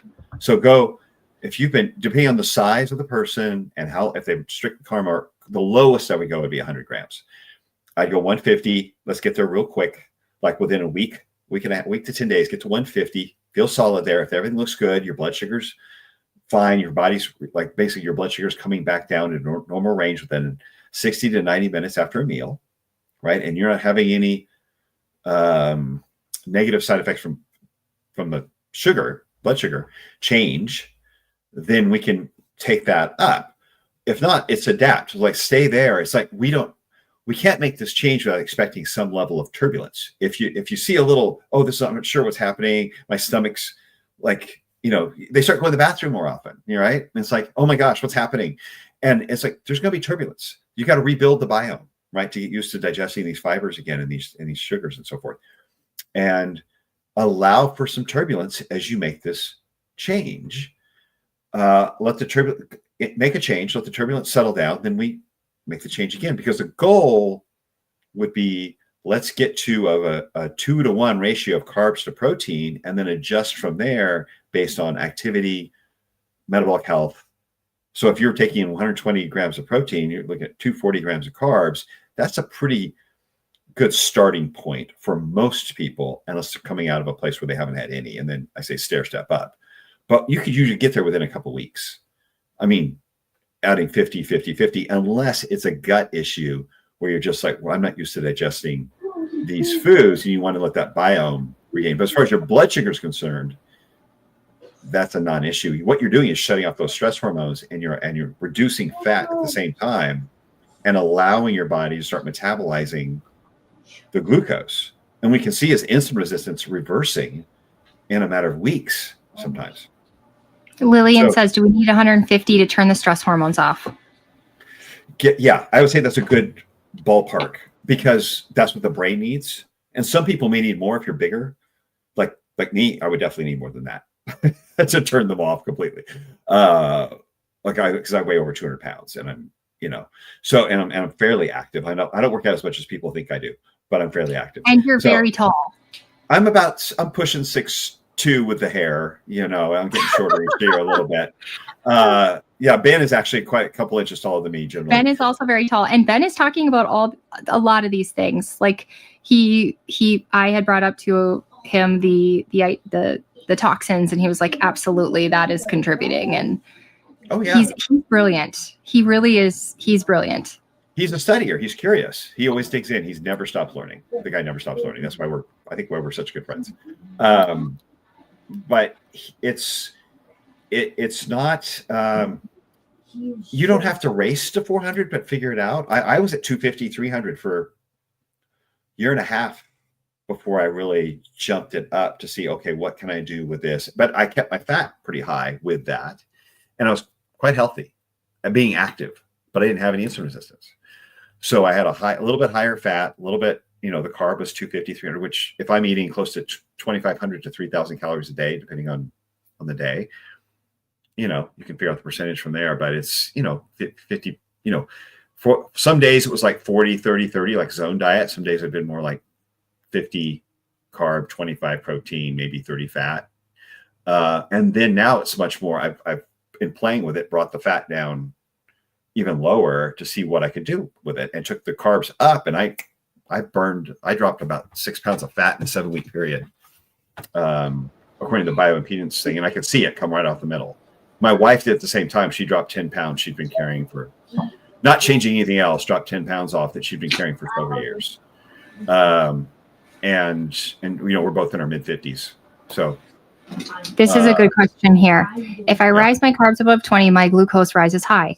My opinion here is a couple things. Number one, I really like GLP-1s, but number two, you're not using your pancreas because you're not eating any carbs, and so your pancreas is like sleeping. So yeah, it's going to go sky high. And when we add those carbs back, you see some high numbers for a while your body uses that muscle and starts bringing things back to normal, right? I think that, and we're using a lot of relative terms here. When you say sky high, compared to where it went to as a carnivore, where you may not have seen it go above 100 after you ate. And she says the person says they're a diabetic. Oh, you're diabetic. Okay. Well, then, yeah, that's okay. So we're seeing diabetes correct with a high carb. This is why I really like GLP-1. Yeah, because we're seeing diabetic correct things. We're seeing people correct diabetes with high carb, very low fat. You will get the fat out of the way, and within a matter of weeks, you will start metabolizing glucose normally. Zane, can I tell you what you're saying is super, super scary? It is, but that's what the Kempner diet did. You've been mentioning Jay and Mike, and that's what they do all the time. They're seeing it resolve in a few weeks. So a GLP-1 could be helpful, but the GLP-1 is doing about the same thing as the high carb, low fat diet, because it's elevating insulin and turning off glucagon. That's what we're doing with carbs, are turning off the glucagon, the adrenaline, and the cortisol, because that's what they do. And insulin is a counter-regulatory to those hormones as well, so it's turning them off. And then the insulin, without the stress hormones going, the insulin is powerful enough to move the glucose into the cells where it can be metabolized, because the fat's out of the way, and now we can get that glucose oxidizing in the mitochondria. It's a pathway that, like I said, there's going to be some turbulence, but in high, she might be, saying 180, 200, but she won't. That's not permanent. I'm talking, take your fat down like below 30 grams, below 15% of calories, and you will see things correct. And you might be hungry a little more often. That's okay. It's okay. We're correcting a problem that is that has been aggravated essentially by the diet. Even though the symptoms on the top, it's kind of like if you're trying to fix a clogged sink and you said, "Oh, we just won't turn the water on," and then we won't have a problem with the clogged sink because you basically eliminated the glucose. It's getting clogged up, but you haven't fixed the clog. You got to fix the clog to let the water flow, right? Let the glucose flow. And so at first, that clog might be a little rough as you're getting it loosened up and moving again. And the water might back up a little bit and be a kind of slow drain. but that slow drain will eventually move. And that's the best analogy I can think of right now. So I'm in Jay's group. I am learning as much as I can because ultimately I want healing, and I want that for all my group members as well. And if there's any way to heal this, I would like to fight it. But I do see that there seems to be a little bit of a gap. Like it seems to me like there are some things that we can get so much better. And there are some things where it's just stuck. And I would like to know if thousands of people in Jay's group have went from chronic food noise, chronic obesity, chronic weight gain to a healthy optimal weight range. I don't know. And so that's why I really like GLP-1s, because we know millions of people have started to feel better. But what you do with that is very important, that you're not just eating cookies and cake and pizza and relying on a peptide, that you're doing that work. Like I am trying to add carbohydrates back, I'm trying to heal the gut, heal the liver, make sure I don't have any nutrient deficiencies, and look into the enzymes, the gut enzymes. And so I'm trying, I don't know so I just have to tell you, if anybody else out there is sitting there going, that's really great in theory, but I have these big red flag fears. It's not a theory, it's in practice. It's in practice. This is how, besides the Kepner diet, there was a Pritikin diet, there's been the Ornish diet, which you say, oh, it was vegetarian, but it worked. It worked. When you get fat out of the way and you just allow carbohydrates to be your main fuel, you fix the insulin resistance. It works. And so I'm not saying those diets are ideal. I'm saying they were effective. And so you can find your effective diet, but you have to use the same principles, because those are the principles that work. You can find your mix that allows you to get the protein you want and eat the food you want. And because it's not meant to go from one restrictive diet to another overly restrictive diet and create ongoing restriction with just hopping from restrictive diet to restrictive diet. That's not what it's supposed to be about. It's about but sometimes we have to manipulate things to make a fix. And then you can adjust a little bit, but it's like you're still using the same principles, where most of your energy comes from glucose, and protein is at an amount that you need, usually 0.6 to 0.8 grams per pound of ideal body weight. And that's usually low enough that you can get your fat levels down with some lean protein, and you start seeing the change. The GLP, so they found that people who are diabetic, who have insulin resistance, they tend to have lower GLP levels in their gut. And people who are on statins, also seems like the statins reduce GLP production in the gut. So some of you may have had a reduced amount of GLP production based on your health or some medication you were taking.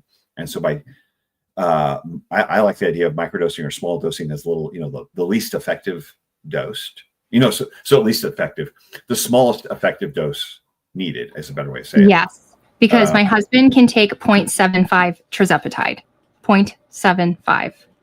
Yeah. And that's like blasting him. He should not be taking that much. He's not feeling very good. Me, I took the second dose, but there's more conditions. Like if you have gastric bypass, it shows in the long run, it can cause GLP-1 resistance. Sure. Right. So there's different conditions that would allow for more. You can adjust. But the thing is, GLP is already in your body. Your body makes it. What the shot's done with some of these people is taken up 100 or 1,000 times higher than it already is. It's an existing peptide. What they did was perfect. What Lilly did was perfect the delivery system, or Nordinovus, depending on ensuring it gets to your brain, ensuring it gets to your liver and your pancreas and your bones. Yeah, that's what they patented. They didn't patent the peptide. They patented the delivery system. These peptides have been around long before they did this. With these peptides, they became popular. They were available as peptides for a decade or more. The latest one coming out, retatrutide, is pretty amazing, especially if you're just fairly metabolically healthy. You just want to kind of lean out, edge it, bring down some inflammation, and microdose it. But it's pretty effective too. I think even in higher doses for calming food noise, but not as much of the gastric upset, not as much slowing of the digestive system. You don't completely kill your appetite, but you don't feel like snacking as much. So they're tools. What I hear a lot from people is they went and now once I've dropped my weight, how do I get off of them? Because you hear medical practitioners saying you may be on these for the rest of your life. and I don't particularly like that answer. I think once you get to where you get to a healthy place, it's like, how do we off ramp so that you can manage with diet, depending on your physical situation. But I think most people should be able to get to a point that they can off ramp the GLP-1s, but at the same time, they're a peptide that we can use and have available, and that's what they're for. So I heard two counterpoints to that one. Number one, it's only one. There's a clinic out there that's actually working on a procedure, because you can actually physically see in some people that the gut lining and the nerve endings are actually damaged. So the signaling is not getting outside the gut. So that's the people who would go on carnivore, get the food noise reduction, and then it comes back. It's like, what's going on? Why is the signaling not getting out? And they're showing that there's actual gut lining and nerve ending damage. And I wonder, like with the antibiotic use with these kids with the chronic ear infections, if the antibiotic actually destroyed their gut lining. The good news there is, not to give people to give people hope, is that just they have like a non-invasive laser treatment that heats up the area, causes production of cells to come in and actually physically repair it without any intrusiveness. I mean, you got to get a laser into that part of your body, so it's a little intrusive, but without cutting you open, they are showing some success in repairing that gut lining if it's a chronic. So there could be some issues out there. Yeah, there's always outliers. But I think most people, if it's diet related, you can get to where you've corrected the heat, you've healed, and then you can kind of offload. Have you looked into the gut enzyme thing too? That there are certain gut enzymes that completely break up the natural GLP-1. And one of the first treatments they came was, how do we rebalance that enzyme back out? And apparently it wasn't effective.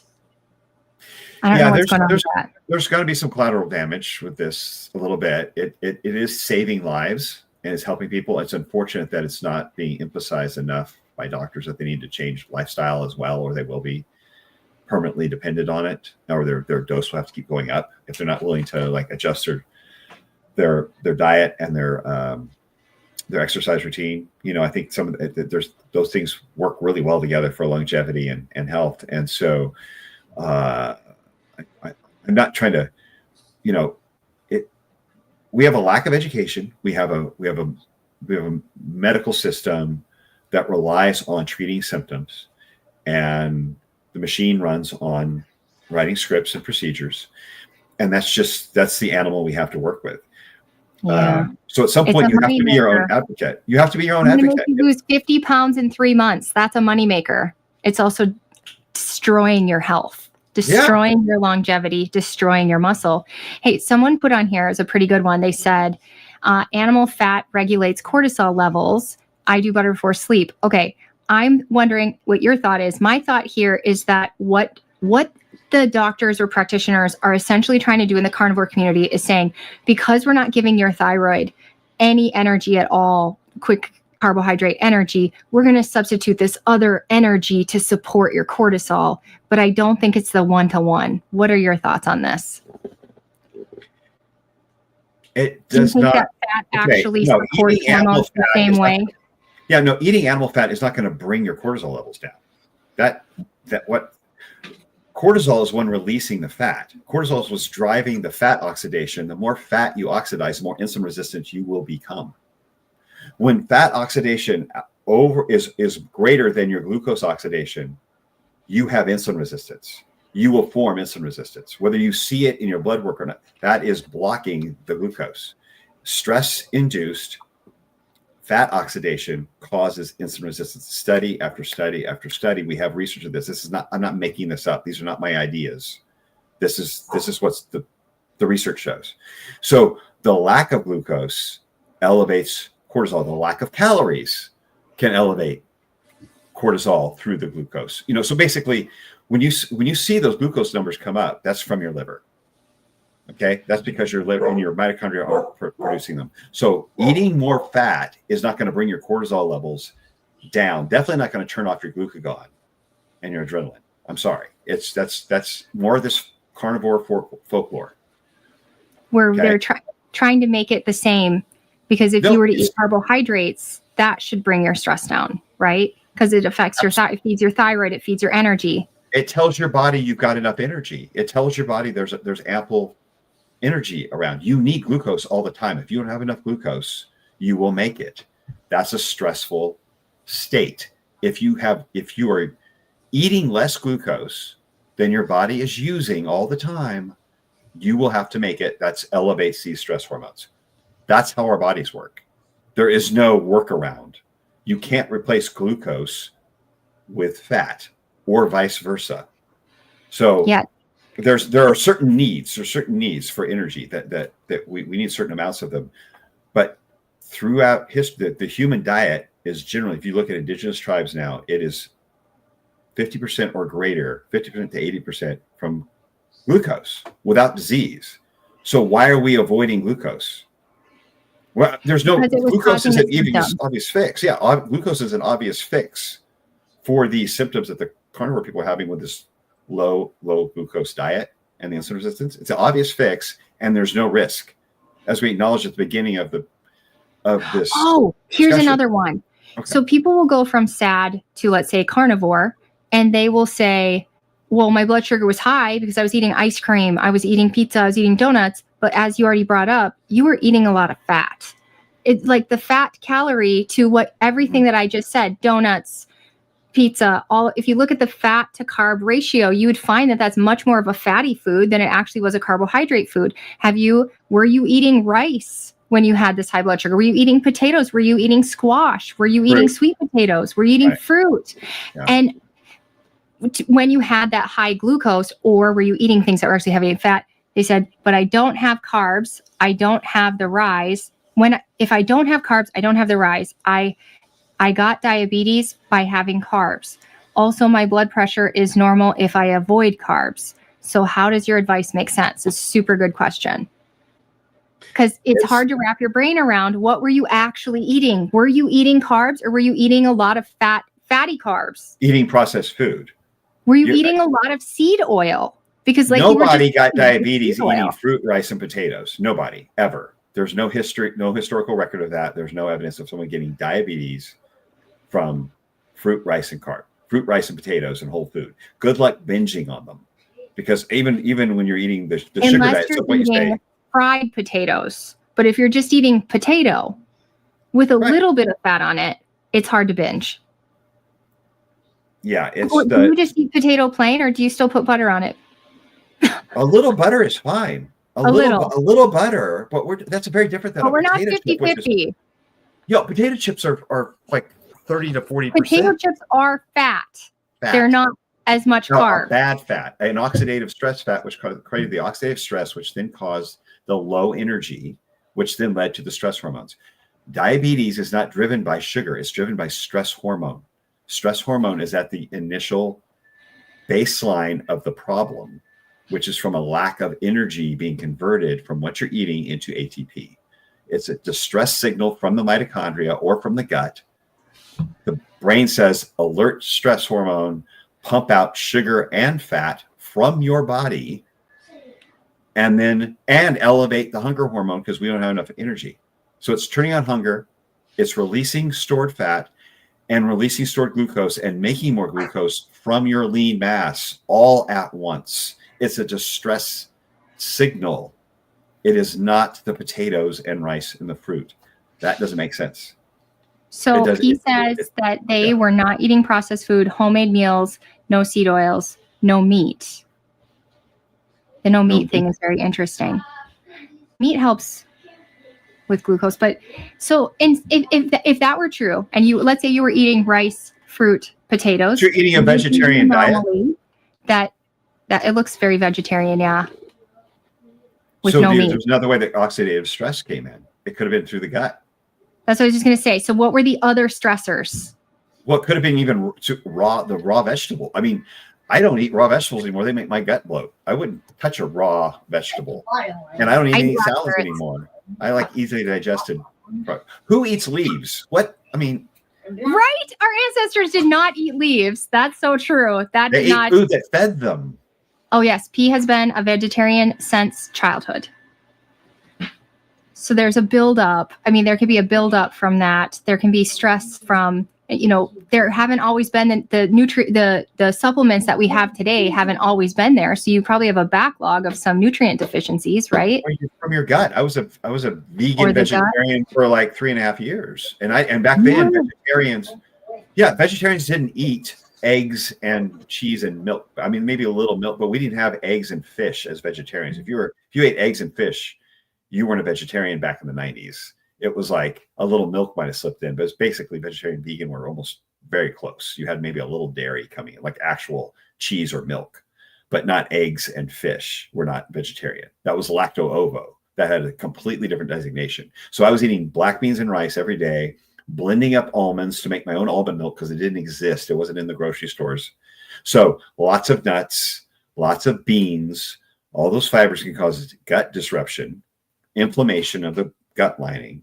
And then you get an endotoxin from maybe some of the sugars and the fibers feeding the endotoxin, which can certainly lead to insulin resistance and basically cause the liver to start pumping out more fat because it's protecting itself from the endotoxin in the gut. Because the fat would bind itself to the endotoxin and help get it out, cleanse it out of the body. So it's not always a mitochondria issue.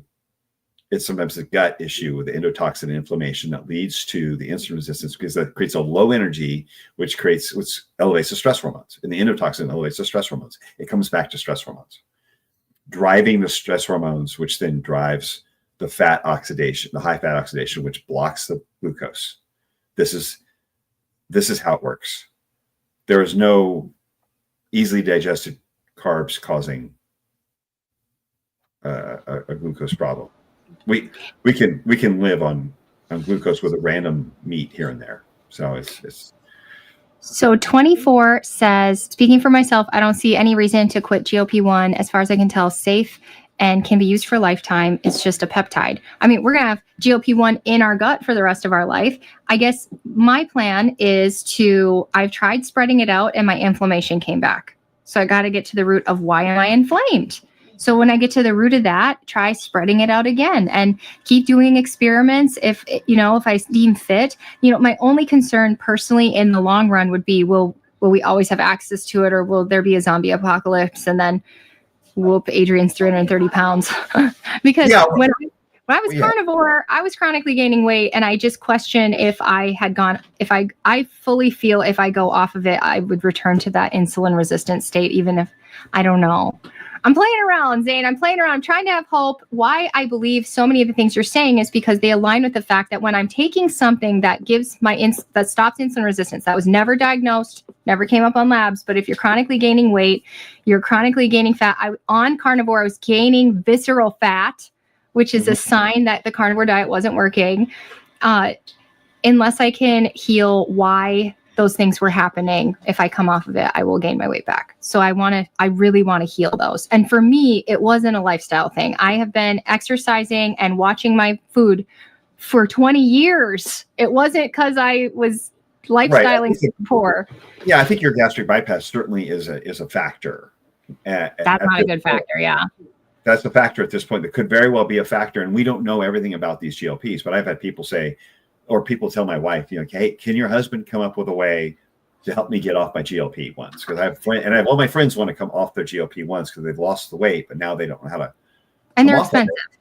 And so there's people who want to come off, and there's people, I think a small dose, if that is working for you. The large doses where it's really killing the appetite and people aren't making dietary changes, and we see them, right? They lose their muscle, the skin's kind of saggy, they're losing the collagen of the skin.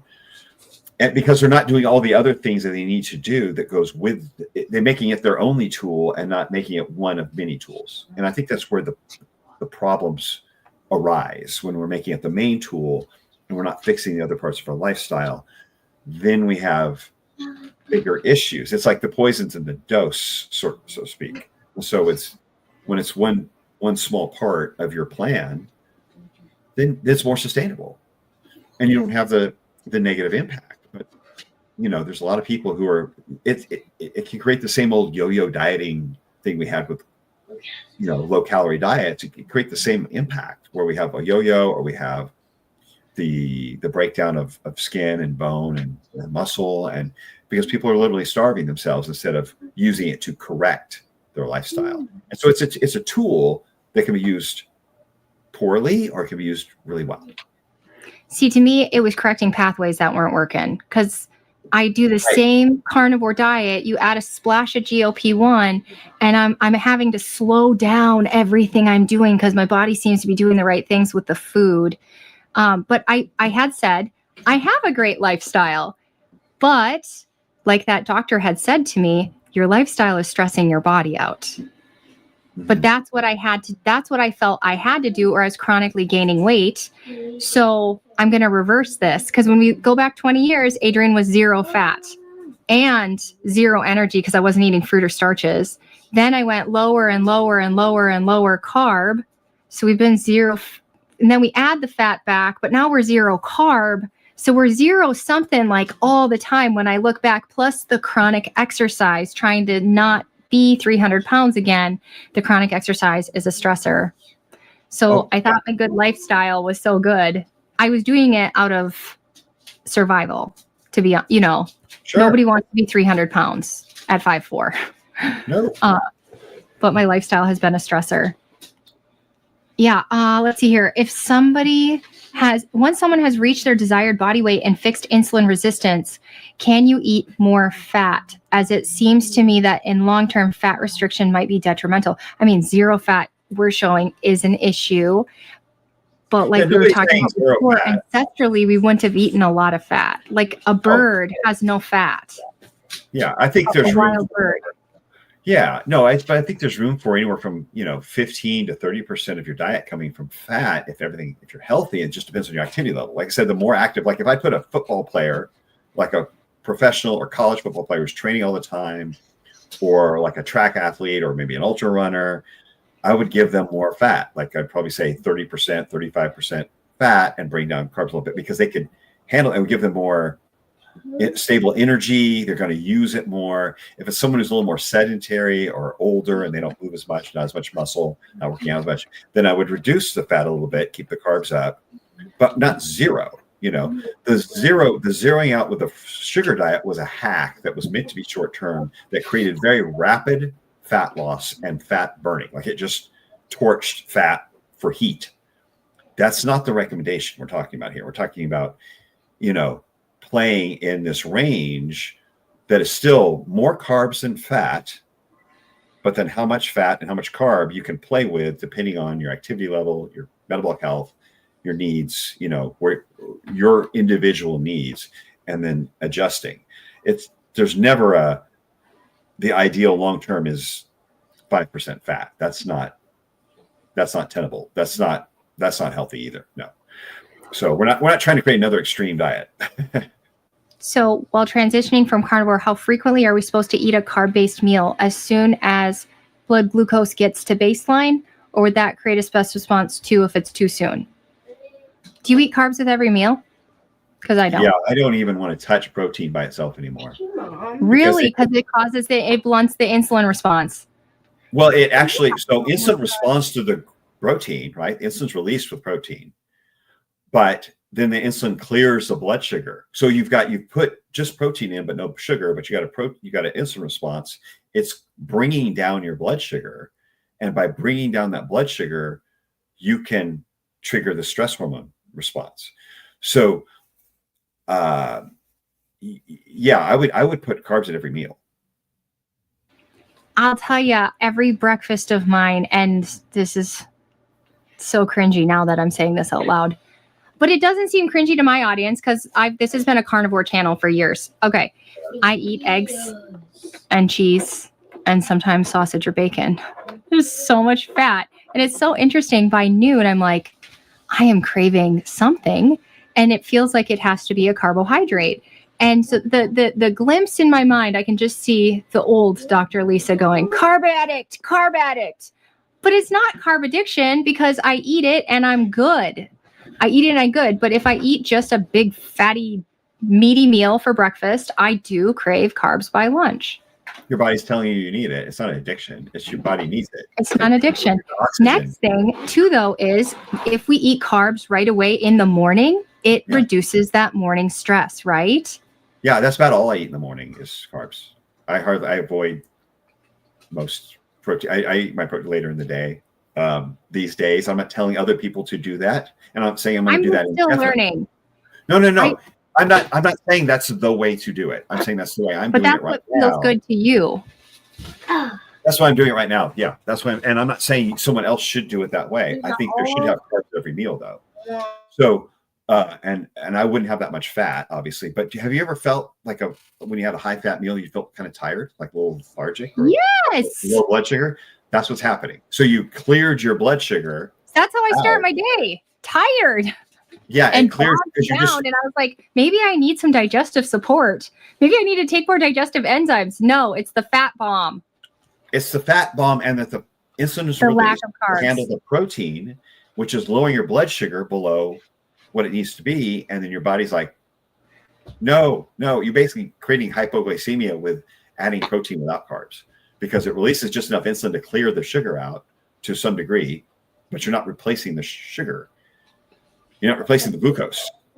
So, I mean, I don't do naked protein anymore. As people talk about naked carbs, that's so funny. That's a naked carbs. I have to be careful with naked carbs because of my hypoglycemia. But this is all just so funny. I joined Jay's group, and I was doing some things that felt good to me. And because I wasn't tracking them, there was no guilt. Because I wasn't telling everybody, there was no guilt. But there's a little mind back there going, am I doing something wrong? Because this seems like the opposite of what you should do. So number one, I would eat some carbs before bed. And everybody like, you're going to get fat. I didn't gain a pound. I don't know what to tell you people. I didn't gain a pound. So when I talked to Jay about this, he was like, it makes sense because we sleep if we have good glucose through the night. And he even threw in something and said, do you ever wake up in the middle of the night? And sometimes I do because I'm working on my hormones. He said, have a carb in the middle of the night. And I'm like, oh, I have been. How did you know? And you go right back to sleep. And he was like, it reduces the stress and allows you to go back to sleep. So these things I've thought are like deadly sins. Sin. All I knew though was I felt good. I'm not gaining weight. And you're sleeping better. He was able to physiologically explain it to me. Yep.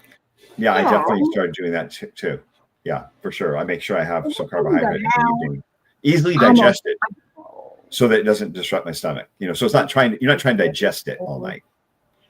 Speaking of easy digest, Jay even does this. He's totally guilty. He's so good, but he's guilty of this, where he will tell you what you need to do without telling you what you need to do. What do you mean by easy to digest? And what are some examples of meals? So easy to digest are foods that don't have a lot of extra like fiber that you have to like insoluble fiber. So all fruit, basically all kinds of fruit, from tropical, dried fruit, doesn't matter. I'm eating it for energy. White rice, sweet potatoes, regular potatoes, those are probably the bulk of my carbohydrates. Even juice, like get up and make a smoothie. And so because that's energy, I was working to get my carbs up. Like after not eating them, it's like I need more carb because I'm cutting my fat back and I know where my calories want to be and I don't want to under eat. So it was like, okay, I tracked to make sure I got enough carbohydrate in my day. And then I would sleep better on the days when I would make sure I do this, especially early on, to get used to knowing how much I need to be eating. Now, eventually it's like get to a more of an intuitive place where I'm just listening and I'm get used to it. But in making those adjustments early on, I tracked it. So I know why I was experiencing what I was experiencing. I had some data with it. And the higher I went, the better I felt. And as I took my fat down, my carbs up, I lost more fat and I felt better and my workouts were better. But so it's really a leaner meat. So I'm eating more top loin beef, which is like a leaner cut of beef and not so much the fatty stuff. I don't like chicken as a rule. But if I'm going to eat it now because I'm trying to cut the fat back and part of this, I feel like I'm experimenting. I'm going with leaner cuts of chicken. I'm not doing I never would have had breasts before. I would have been dark meat, but I'm cutting the fat back. I'm staying away from the polyunsaturated fats in the chicken. So I'm going with a leaner chicken if I eat it. But my preference would be lean cuts of ruminants. So like lamb, beef, some fish here and there. But leaner cuts of it to keep the fat low, and those starchier carbs of fruit, sugary fruits. And then I just enjoy, like if I eat squash, it's because I enjoy it. I'm not trying to cut carbs. If I eat cucumbers soaked in some vinegar, because those are a fruit, but a little salty, and some tomato and all that kind of stuff, it's because I like it. But I'm certainly not eating like leafy, especially raw salads. I stopped doing that years ago because it upset my stomach. It made me bloat. I'm not digesting it. So if my body says, no, you're not digesting this well consistently, then I pay attention to that. So it's, and if you want to be strategic, pack more of your carbohydrates around your workouts, like before and after your workouts, if you want to do that. But I would definitely, if you have issues with sleeping and wake up in the middle of the night, get some very easily digested carbohydrates post dinner, like sometime maybe an hour or so before bed. So you get them down and get them in your body. So you're not trying to digest them all night. You don't want to be digesting heavy food. I'm not telling anybody that this is the right thing, but what I crave is banana. That's easy to digest. I mean, you literally evaporate that in like 15, 20 minutes. Yeah, right? I eat a banana before bed. If I wake up, which I'm doing really good these days, I'll eat a banana in the middle of the night too, because it's just easy to grab, and everything else needs to be like washed and prepared, and And there's very little fiber in the banana, so you can digest most of it in your stomach and small intestines. Thank you for bringing this up. I asked Jay, what's up with the juice thing? Like, are you kidding me? Are you kidding me? So I won't be jumping on the juice bandwagon because we removed 150 centimeters of my intestine. So juice would dump deep into the intestine and would very likely cause hypoglycemia. However, if you have not had gastric bypass, one of the awesome things about juice is you get the energy without the fiber that maybe you're still healing your gut. And, and some people, the fruit fiber bothers them. So if we have a juice, you don't have that issue, but you can still get the energy. And also the phytonutrients, another problem with the carnivore community, or the community is amazing. We both agree. Amazing people, amazing. Best. Can't wait for more. Love it. And some of them may not speak to me now, but lots of friends. Me too.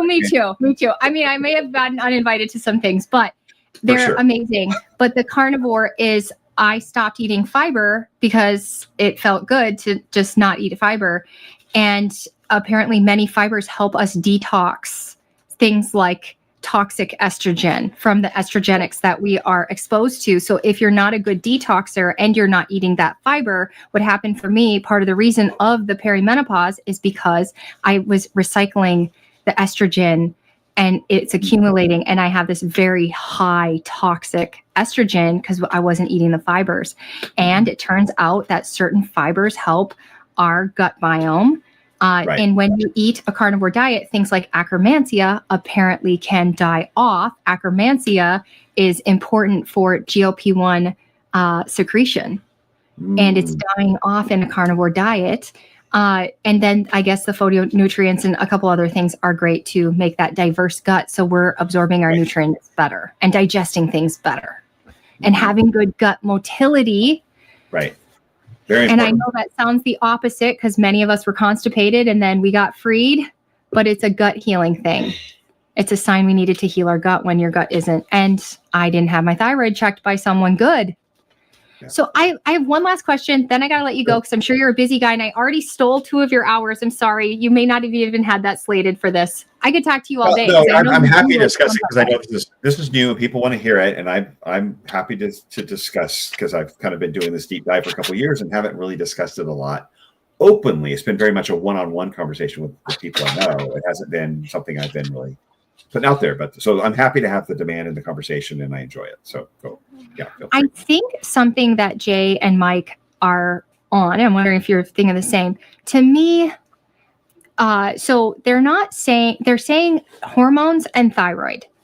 It can absolutely improve with some of these diet changes, but there is a limitation to it. And it's because of our environment. And I'm wondering if in some cases GLP-1's the same bucket. Do you think that we can fully heal the thyroid and the hormones without replacement therapy? Do you know of a way? If you do, please share. No, I think age-related hormone decline is inevitable. I mean, you can't avoid menopause. Well, I mean, so So we can look back over the 10,000 years of historical record. We didn't have metabolic disease. We definitely had menopause. We definitely had andropause. It was an age thing. Now, maybe it came later then. Maybe it was less severe, but it is inevitable that your sex organs stop producing an optimal amount of sex hormones. That's inevitable at some point. Now, I know guys in there who are 60 who have a free T of 800 plus, and they're amazing, and I'm happy for them. And they got a combination of genetics and great lifestyle, and they're doing really well. They are outliers.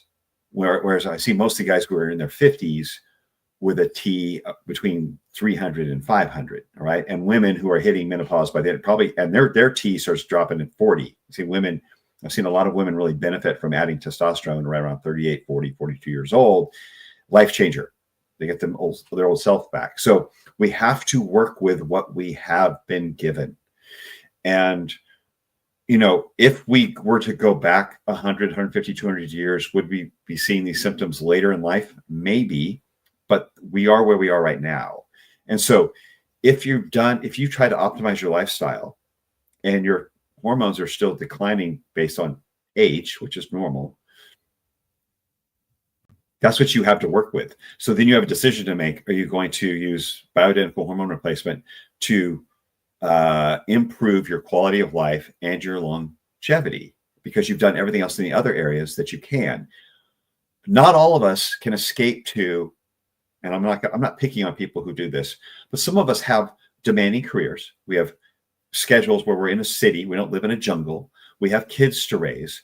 We have stressors that we've taken on responsibilities for our lives that are going to take, right? They're going to take from us. We are giving to those things. We need more, maybe, than someone who has been able to, lives on the beach by themselves. Okay. They've got some advantages we don't have. We've got some relationships that they don't have. Let's work with what we've given, not feel guilty about it. The research shows bioidentical hormone replacement improves quality of life and longevity, disease prevention, insulin resistance, bone quality, brain quality, relationships, sexual relationships. Really, let's save some marriages. Yes. This is vital.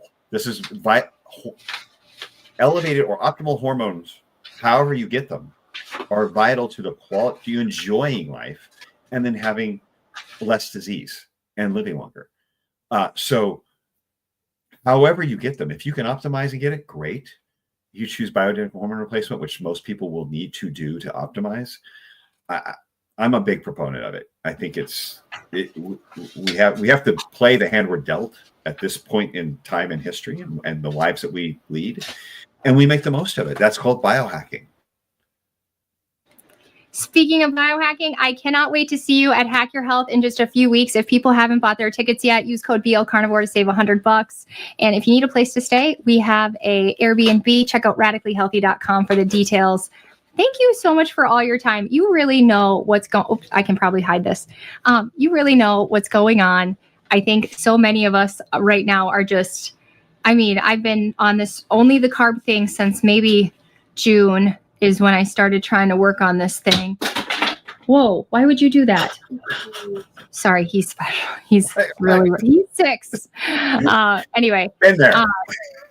I look forward to seeing you at Hack Your Health. Thank you for all the information you share. Thank you for being brave. Hopefully we will help people to consider starting this train. Where can people find you?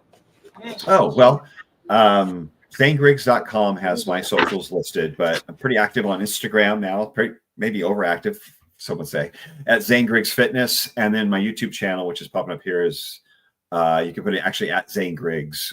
You'll find me on YouTube, and that's probably the two places where I'm going to be the most active. But I got a free download if if you look at my stand store and in my listing, I got a free optimal hormone, hormone level.